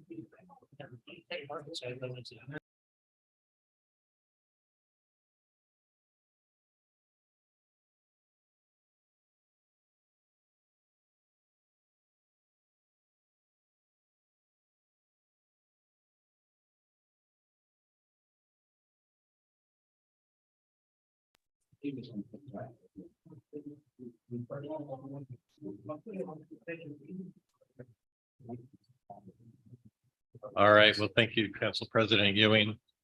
So I'm just going to give a really brief presentation, just give a little bit of update on a couple of efforts related to identifying future housing needs and current housing needs in the city of Lake Stevens. So I just want to, we're currently working on a housing needs assessment as part of our housing action plan, which is funded by a grant from the Department of Commerce. So basically the HNA, or the housing needs assessment, is designed to assess the current housing supply and then the current and future housing needs. A lot of this is driven by recent state legislation, specifically House Bill 1220, which requires the city to plan and accommodate, and I put in parentheses, not necessarily build, a housing affordable to all economic segments. So basically meeting the needs of your entire community. And then identifying and addressing local policies that potentially result in racially disparate impacts. So just a little bit on some preliminary findings of the HNA, and we'll be sharing the fully developed HNA in the coming weeks and months. So about, as probably is no surprise to anyone, about 75% of the city's housing units are owner occupied. That's higher than the county average. About 81% of the city's 14,000 units are detached single family residences. We have started to see more production of multifamily in recent years, but probably through about 2018, 2019, it was almost entirely single family residential that was getting built. Especially on the rental side of things, there are a significant portion of our community that is what's called housing cost burden, basically spending more than 30% of their income on housing costs. So that's something that has kind of really jumped out within the HNA, and something that we're going to need to reflect in updated housing policies, housing goals in both our comprehensive plan and in our housing action plan. That's going to reflect some of the technical data from the HNA. City has a number of young families, much more so, well, significantly more than the county as a whole, but has fewer people of color as far as some of the characteristics of the Lake Stevens population. The greatest need appears to be for family-sized housing. That's both on the rental and the home ownership side of things, 3+ bedrooms. And then there is a shortage of rental units at both the high and the low end. So basically what that results in is kind of everybody gets squeezed into the middle. So it's especially problematic for people on the lower end of the income levels, and that they're basically forced to spend. And that's why we spend more than they can afford. And that's why we have such a high number of housing cost burden renters in the city. They're basically required to come up. People that potentially could afford more, there isn't the supply for them. So then they are competing with the same people that have much lower incomes, and that creates a situation that is not ideal for people with lower incomes. Can I ask a quick question? Yeah. Clarification? Back on the back, we'll go back to your second. The third bullet, 60% of renter households are low income or below. And over half are housing cost burden. Is that half of that 60% of the low income households, or half of all households? That's how half of all rental households. Thank you. So all renters. And David, I think the number as far as the residents, people of color, that the last data we got from the census indicated is about 25%. So that number seems to be outdated. I think that there is some overlap between race and ethnicity, especially when you're talking about the Hispanic population. I think there is about 9% that's Hispanic or Latino, and that covers obviously both. It covers different races. So I think the total number, when you factor in Hispanic as an ethnicity, it gets up in, I believe, to the low 20. So yes, thank you for that clarification. So just a little bit about some kind of concurrent work that we're doing at the county level. So there is what's called a county housing characteristics and needs report, also called an HO5 report. Basically, it takes the housing targets, basically the projected housing that's needed to meet the projected growth in the county by 2044. It's estimated that the county needs to produce about 156,000 new housing units. This goes back to 2020 as the baseline. So there's already been several thousand units that have been produced that haven't been reflected in that 156,000 new housing unit number. But basically, it's just showing that the projected growth within Snohomish County up to about 1.15 million people by 2044, there's going to need to be a lot of housing built. The city's been allocated about 4,150 of those units, so a little bit less than 3% of the countywide total. The PSRC growth concept, basically the Vision 2050 concept, is very much focused along transit corridors within city centers. Everett, Linwood, for example, Linwood is a very similar sized city with a little bit over 40,000 people. But as opposed to our 4,150 units, they have about 13,500 units that have been designated to them in the same period by 2044. So that's just a reflection of the growth concept from Vision 2050. So when you break down the housing needs across different income levels, it shows that about 40,000 of those 156,000, so a little bit more than 25%, are needed for households with extremely low income. So about 0 to 30% of AMI.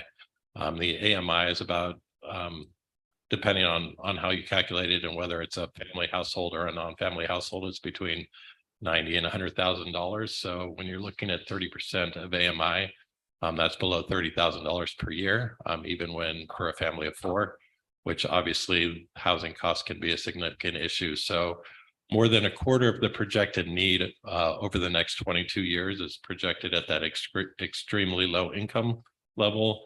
Another 22,000 units are within the next level up, which is considered very low, which is 30 to 50% of AMI or area median income.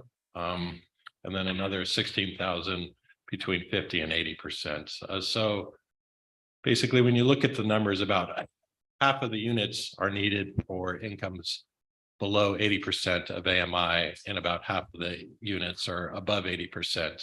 So about an even split at 80% are basically a moderate income and above. So there are some pretty diverse needs at the county level. And then what this H05 process is doing is trying to allocate those units to individual cities and then to the unincorporated portion of the county. And so that we've spent a couple of meetings. We have another one on Thursday.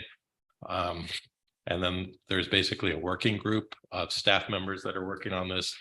Then there's a recommendation that will be made to the PAC, or the Project Advisory Committee for Snohomish County tomorrow. And then that PAC will make a recommendation to the steering committee, which is made up of electeds and other representatives on that steering committee. So there are 3 potential methods that are currently being considered. The first is kind of a focus on net new growth. So basically allocating the same shares of new housing by income level across all jurisdiction, but focus just on the new growth. Method B is basically trying to match the overall housing supply. So both existing and new growth is what's called the quote unquote fair share approach, is trying to get everyone to the same allocations of their total housing supply by 2044. And so what this results in areas that have less growth and already have a lack of affordable housing, it means almost all of your projected housing supply needs to be in these lower income levels, which, given the inability of cities to really meet the needs so far, will be difficult and would really need to be reflected in their comprehensive plan and in their implementing ordinances within their development code, within some of the programs developed through the Housing Action Plan. So that's method B. And then method C is kind of a hybrid approach that was proposed by King County and now is being considered by Snohomish County. This is actually the approach that was adopted by King County that they're moving forward with. And so it's kind of taking method A and then reallocating some of that based on projected surpluses. So I can show you an example.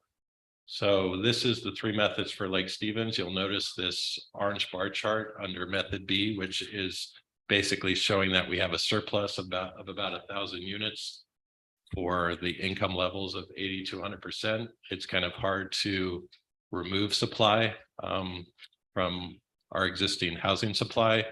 So method C is trying to basically shift around some of those so that this orange bar would get shifted, some to the left, some to the right. So you can see that method C are the gray bars. So it's kind of in the middle. It actually shifts, it would shift some of our extremely low income needs. It's actually the lowest for non-PSH, with PSH being permanent supportive housing.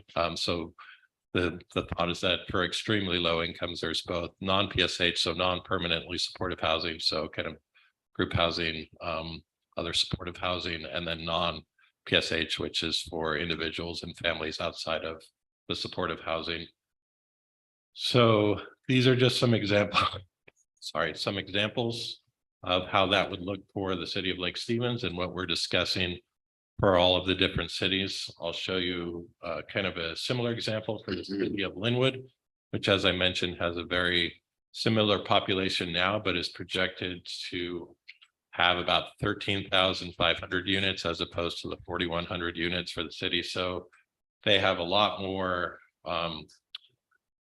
market rate housing. So basically either 100 to 120% or over 120%, but they also have much higher levels on the lower income levels as well. They're up over 2,000 units in two of the scenarios. So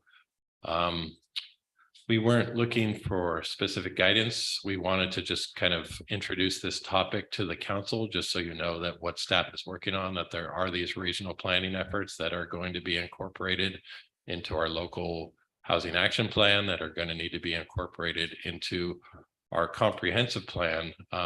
Basically, as we move into the 2024 periodic updates, we're going to need to statutorily, through House Bill 1220, develop goals and policies within the comp plan housing element, propose potential land use and zoning map amendments to accommodate different housing types at different income levels. So just wanted to kind of frame that discussion as we really move into kind of jumpstarting the comprehensive plan update. These are going to be important topics that the Planning Commission, that the City Council, that the community are going to need to weigh in on, as far as how we really can meet the future housing needs of the entirety of the Lake Stevens community. And with that, I'm happy to answer any questions. Before council questions, I do want to put one clarification out there. We are actually looking for a little direction on the HO5 report. Dave sits on our subcommittee, and then I sit on the PAC, and we'll be looking soon to make that recommendation onto the steering committee. Right now, as staff, as we're evaluating it, the option A that aligns with the Puget Sound Regional Council Vision 2050 for growth allocations. So initially we thought, yeah, that's probably where we should go. A lot of other jurisdictions, though, under the PSRC model, that we're going to receive those higher proportions of the below 80% AMI sort of objected to that. And that was sort of what you saw in King County as well. That's where King County deliberated on this hybrid model. And as Dave and I have looked at this hybrid model, we don't object to it. But one piece of information or question I will be bringing to the PAC is, if we look at a hybrid model, it has to go beyond just this quantitative analysis and looking at allocation to really make effective, affordable housing for the lower percentage under 80 AMI. It has to have services, facilities, transportation to go along with that can accommodate that type of growth. So that is one thing that I'll be asking them to look at. Qualitative measures, again, availability of public services, health services, mental services, transportation, access to jobs. So I think that's equally important to go into a hybrid consideration. So with that, we are, priming the council that you'll be talking a lot about housing over the next year as you get into the comprehensive plan update. But most immediately, since we do have a decision point in front of us, really looking to see if council has any thoughts. And I know this is new information, but just on what you've heard tonight, if there's a preference on these type of models. And I know some of you have definitely been involved in this question for some time, so.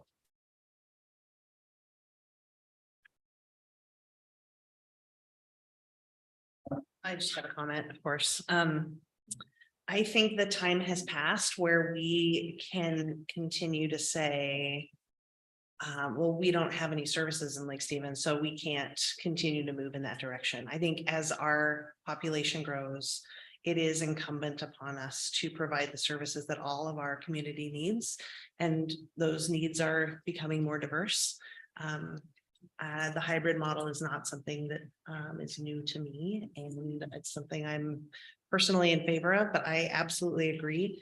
It's not just a housing strategy. It is a, how do we meet the needs of the community strategy? And it involves more in-depth conversations around resources and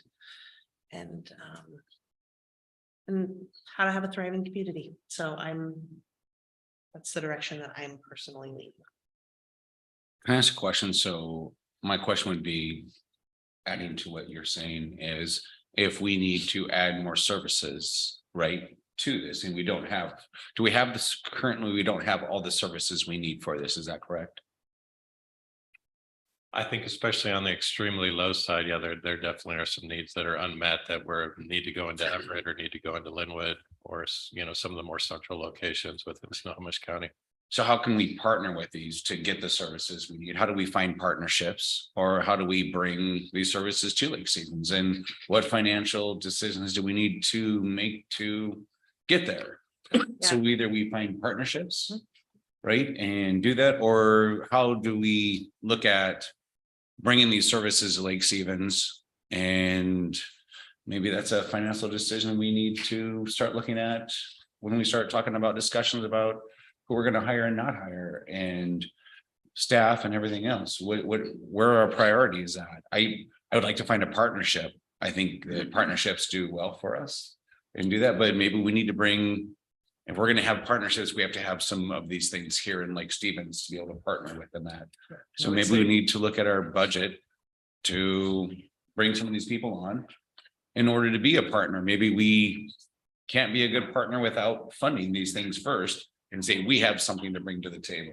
I think we've started, by funding the food bank in the way that we have, and encouraging that partnership with the Volunteers of America and potentially other social service agencies. I think that's exactly the road that I think we need to be on. I think continuing to build a more robust transportation system within our city to help. We're not going to provide everything here in Lake Stevens, No, but that's why I was looking for partnerships. especially if things already exist in the city of Everett or Linwood, how do we ensure that our citizens can access those services using effective transportation? I think that's another.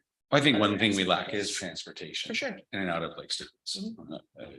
We don't have, transportation is not a good method in and out of Lake Stevens. We don't have a community bus that goes around the lake and takes care of our citizens and stuff.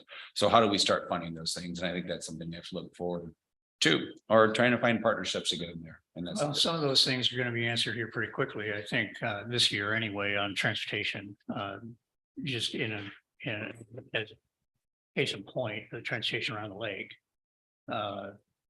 Community Trends is already doing work with the city and citizens group. We haven't started that yet, I don't think. I haven't started, but we'll have a pilot program next year for local transportation services in Lake Stevens. So that's starting, as Councilmember Jorstad said, the investments in the food bank, the investments in the senior center, partnering with VOA slowly as the city's growing. These partnerships are occurring and becoming more established with more diverse groups.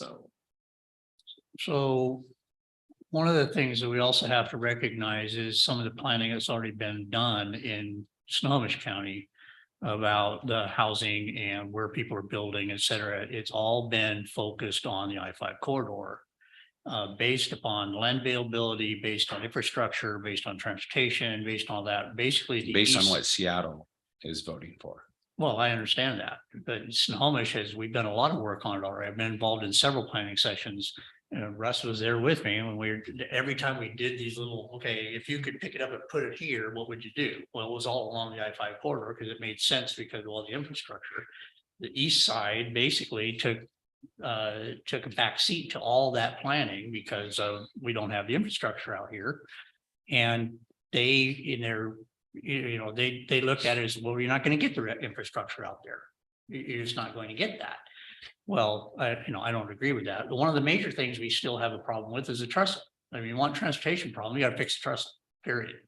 If you go down the That's trestle. something we've been working on for the last 10 years. Yeah, you go down the trestle alongside one of the community transit buses and tell me how many people are in those seats.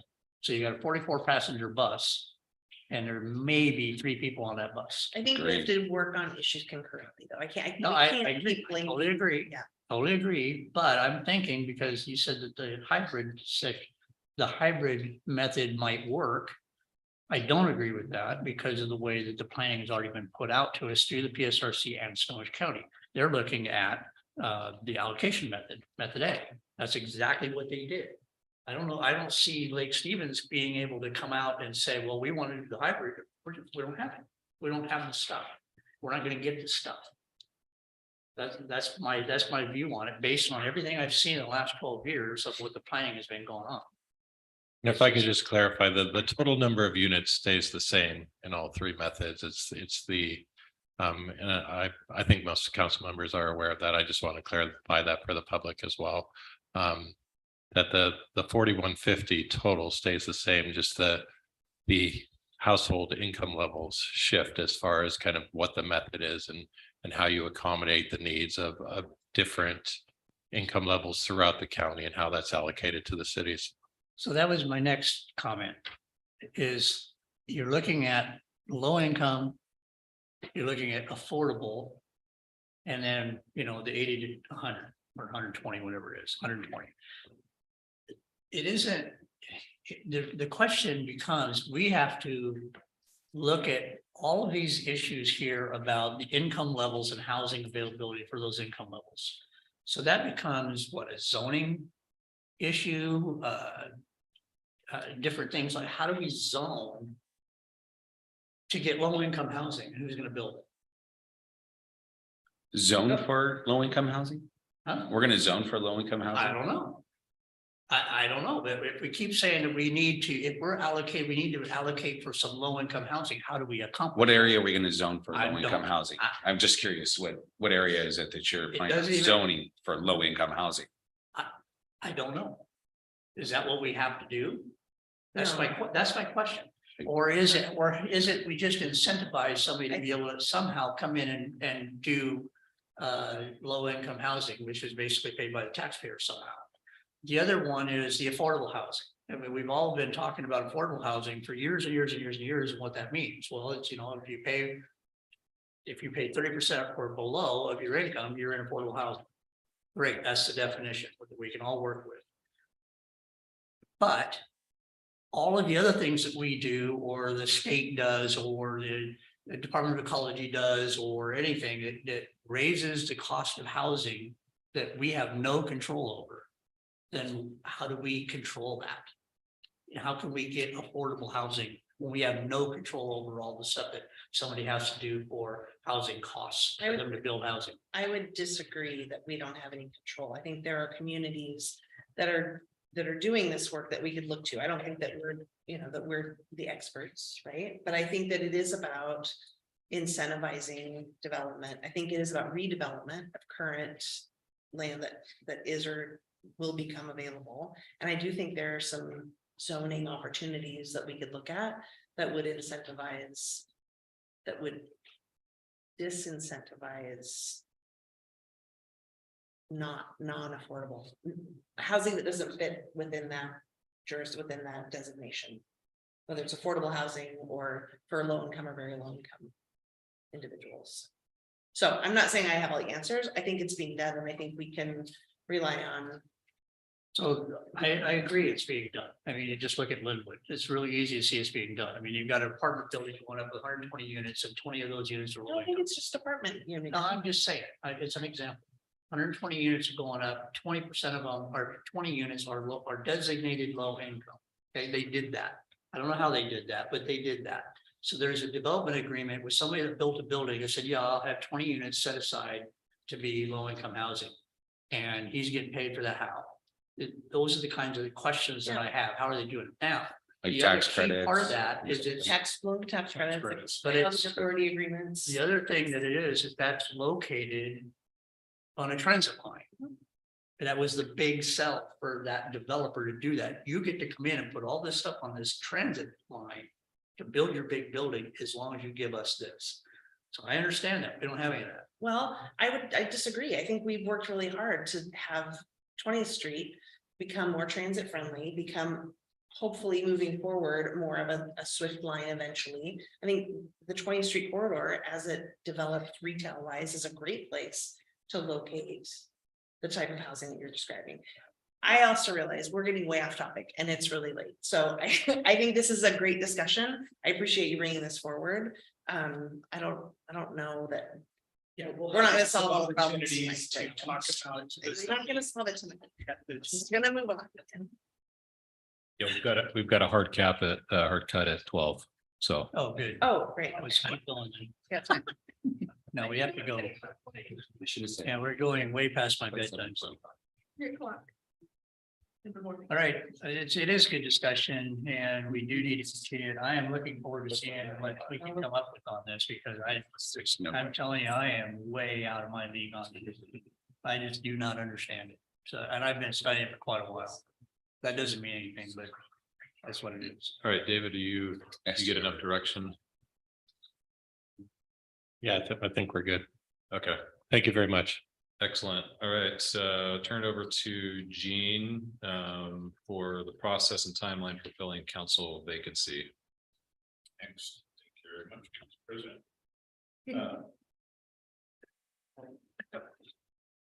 We obviously have a vacancy and we have 90 days to fill that. We have our council rules procedure to go by and it kind of spells out the process between the action. We have our official notice from Councilman Frederick. Something we didn't have that. No, we do. It's via email. So we have that. So that first step is completed. Next step is to get some direction from council for staff to prepare interviews and that type of thing. So we will look for consensus that council wants to move on that. Excuse me, Jean, could you please speak into your microphone? Oh, yeah. We can hear you. He can't hear Gene. Sorry about that. Can you hear me now? Thank you. Yes, sir. Thank you. So I was saying the next step after receiving formal notice from Councilmember Frederick, which we've received via email, is for council to give direction to staff to prepare interview questions and the like, and start getting the advertisement out for the council vacancy. So if we could do that by consensus is the evening, because we can't vote on it. I just need consensus on that. I have a couple of questions of clarification. Is a good time to. Absolutely, or I could finish, but the timelines that Why were don't you proposed and the like. Sounds good. Okay. So our procedures say that the mayor can receive one question from each council member. So we could go that route, or we have a packet that the city clerk mailed out today that we've used in the past. And in that are 6 questions that were used in the past. Happy to do that. Or if you'd rather send questions to the mayor, we can do that as well. So our planned timeline would be to notice the vacancy tomorrow. We would keep it open until November 28th, 5 o'clock. For applicants to submit their letter of interest. They may put a resume, qualifications, letter of support, endorsements, anything of that nature they could submit. We would discuss the interview schedule on December 6th with the council. Interview schedule for December 13th. And at that time, you would go through and we could hold executive session, to discuss qualifications of each candidate, and then come out and have a public vote on that. The one question that has come up is if we get 15 applicants, how is that weeded down to, you know, no more than 6, which is what the council rules speculate. So that would be a question for our city attorney. Before he answers that, the term would end December 31st, 2023, and the selected person to fill that position would have to run in next year's election. I would push to move this to January. I don't think during the holidays I'm for reviewing candidates, doing on that and the holiday schedule. I think Councilmember Frederick is going to be here till December the 16th. I think we have 90 days. December 15th, we could do this well into January. And we're going to have a council retreat in which we could take time to review applicants and do it that. That would be my suggestion. Is I don't want to rush into finding a new person and putting this all through the holidays when I think it gives people time to consider whether they want to run or not. I'm more towards a January, February timeline to bring someone new on board. I'm going to respectfully disagree with my fellow councilman. I do think the timeline between now and the 28th is a little bit tight, given the Thanksgiving holiday next week. There are people that travel during the entire week. But I really think I find the yearly retreats very, very valuable. I think it's really important that we have a new person in place to be able to attend that retreat. I would hate to bring someone on after that work has already happened. So while I'm in favor of prolonging things to, accommodate the holidays, I would like to see someone in place before we have our February retreat. I'd like to disagree with both of you. Okay. Yeah. I like Jean's timeline. I think it's appropriate. The reality is anyone who's going to put in for it has already likely given consideration to running for council, given the 3 potential openings that are there. So it's not a novel idea. Whoever's going to apply is likely, or it's not the first time that, oh, wow, there's an opening. They know if they're wanting to run for council, there's 3 openings that are going to be available for the 2023 cycle, position 3, 4, and 5. And so I think there's enough time for someone. It's a very basic application. I went through the application process. I went through the same timeline. It wasn't impacted. There were good candidates that went through there. And I was sworn in the last meeting in December, right before Christmas. And so I think, the process is pretty simple. And we get the applicants, hopefully we have a good robust pool, and we winnow it down to 6 folks, if that's the case may be. And then we go into executive session and after the interviews and figure out who the person is. Yeah, we have 2 councilmen that have been through this. Councilman Peter Sagan. And, Did you said applications are due on the 28th? Is that Close of business. the end of the day, 28th? So that gives someone day after Yeah, the 2 full holiday. weekends. And the last time we did this, we had given 10 days for applicants. Okay. So this is actually 12. Okay. Yeah, I mean, we could move that out a little bit. I just want to compile it into your December 6th workshop. We could go November 30th. You want? I mean, I guess I think it's presumptive to assume that people know about this. There may be people that don't find out about it until tomorrow. And they're set to travel for the next week. And I would, if moving it out to the 30th is doable, that feels like a little bit of an extra cushion after the travel holiday to allow. Now we give 2 full weeks. Mhm. Yeah. Is that right?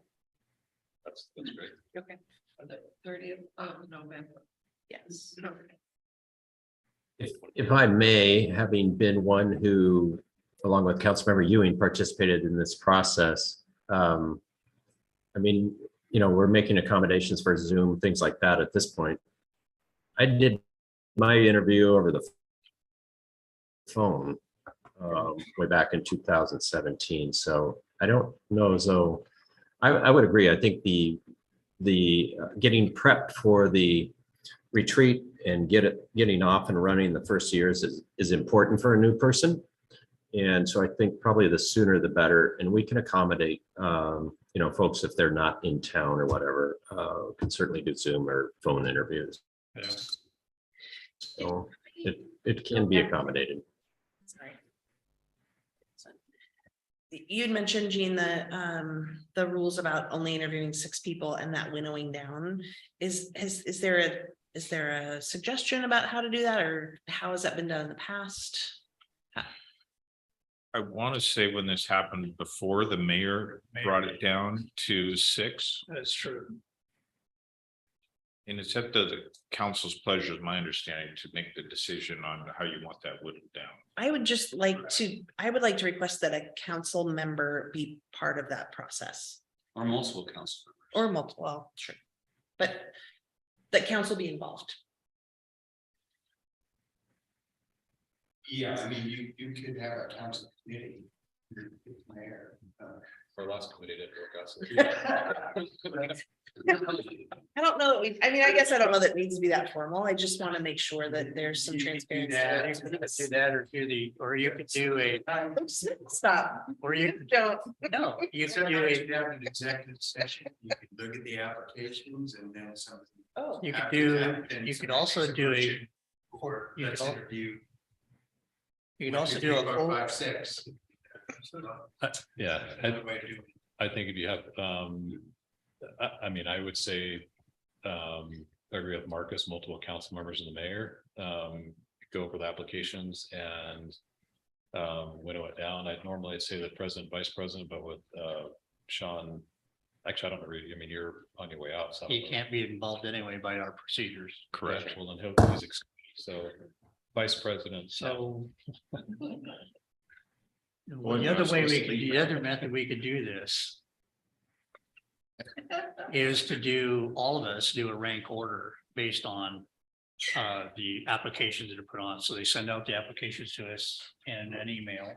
And then we do a rank order, send that back, and whatever that rank order comes out, there's your 6.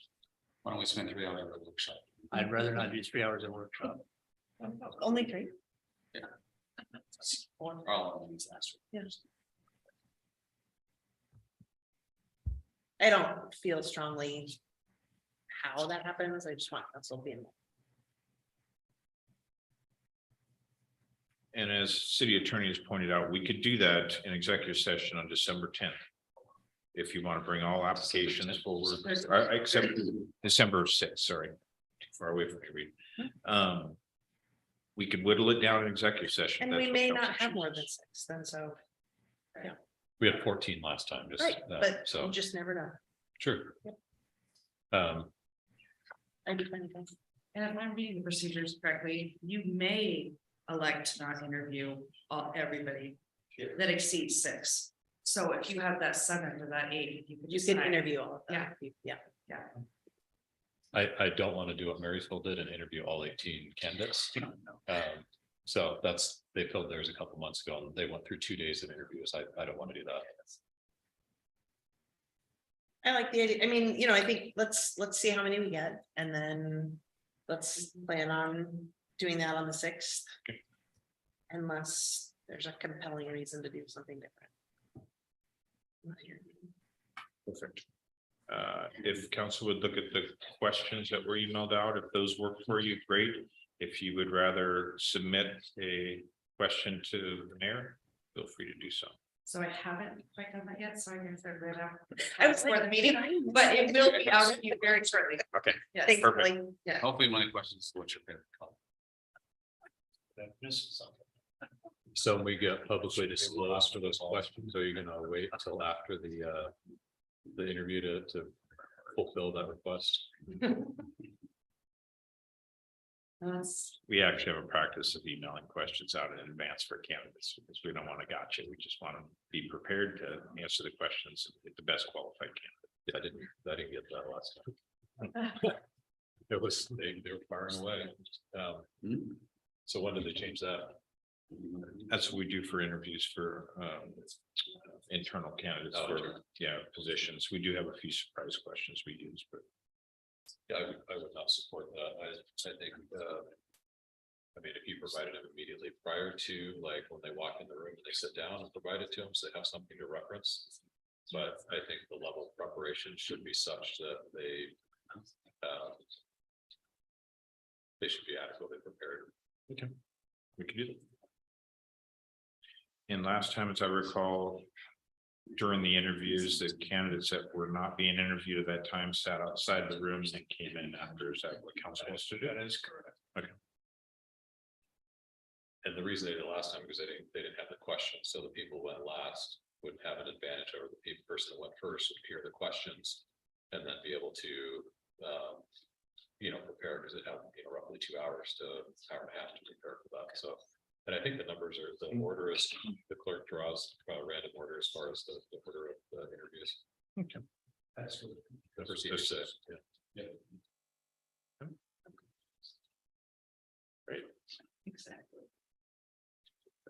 All right, I think we have, we have draft agenda for November 22. We got executive session. Remember, we added a second executive session item. Yes.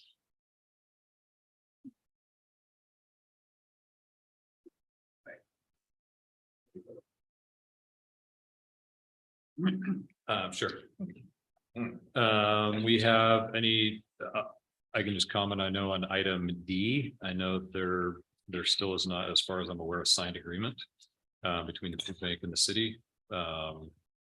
So I don't, until we have that, I would have that not on consent agenda. What is item? I'm sorry.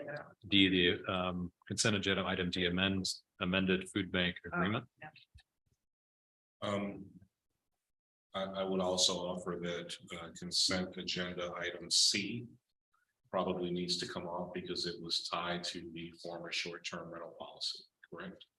It should proceed, but minus Okay. that fee.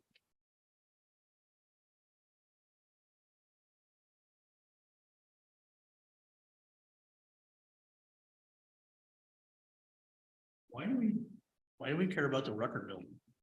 What building is that? I know what the Rucker building is. Well, I'm out of the loop then. I don't know which Rucker building. 3020 Rucker Avenue. It's Well, the. that's what I thought. Why Do you want to speak to E? There's Or do you want me to? Just a countywide thing every. Yeah, when the, or you can explain it, Sean, but when the health district Okay, I was, understand. there were contributions by All right. numerous cities, and the health district put into their charter a provision that says that In the charter. if the county takes it over, then the county will based on appraisal, current appraisal value, allocate, reimburse the cities that that contributed based on the percentage of their allocation. All right, got it.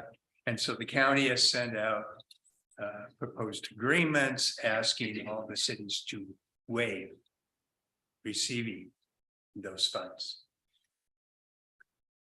That is correct. And that's about all I have to say. And the initial agreement that they sent out really didn't say what they were going to do in return for your waiving those, receiving those funds. So I think that they've sent out, at least to some of the cities, an amended version in which they, I believe, promise to use that facility for the provision of public health services. Or any proceeds. Yeah. If they were to sell. If they were to sell it, right, that's right, that they would use the proceeds of the sale to promote public health services. Down to which rate? So you put item D down and say action items, correct? Yeah, it should be an action item, yeah. I don't know, I mean, there's no signed agreement as of right now, and so that I'm aware of, and so we'll see where that's at, or where that discussion's at. Councilman Ewing, I just want to make sure I'm clear. You're talking about the food bank funding agreement? Correct. Yeah, so I know it's tentative if we can reach an agreement. I still don't want it on consent. You want it on action, okay. Yeah. There should be discussion on that. There's enough. Okay. There's enough challenges. I think it warrants discussion. All right, well, thank you. So we will excuse, who is appropriate to remain for executive session? Russ. Yes. For the second. Pardon? For the second one. Okay, so we have two topics pursuant to RCW 4230, potential litigation and property acquisition. 20 minutes with possible action.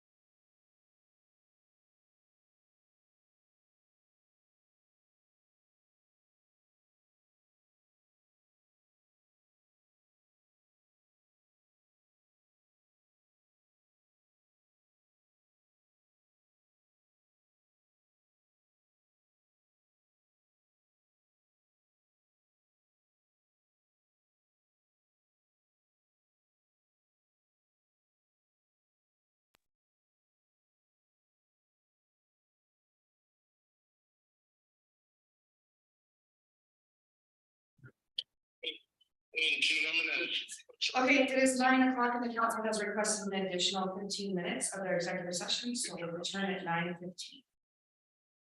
You get the link, should be on your calendar.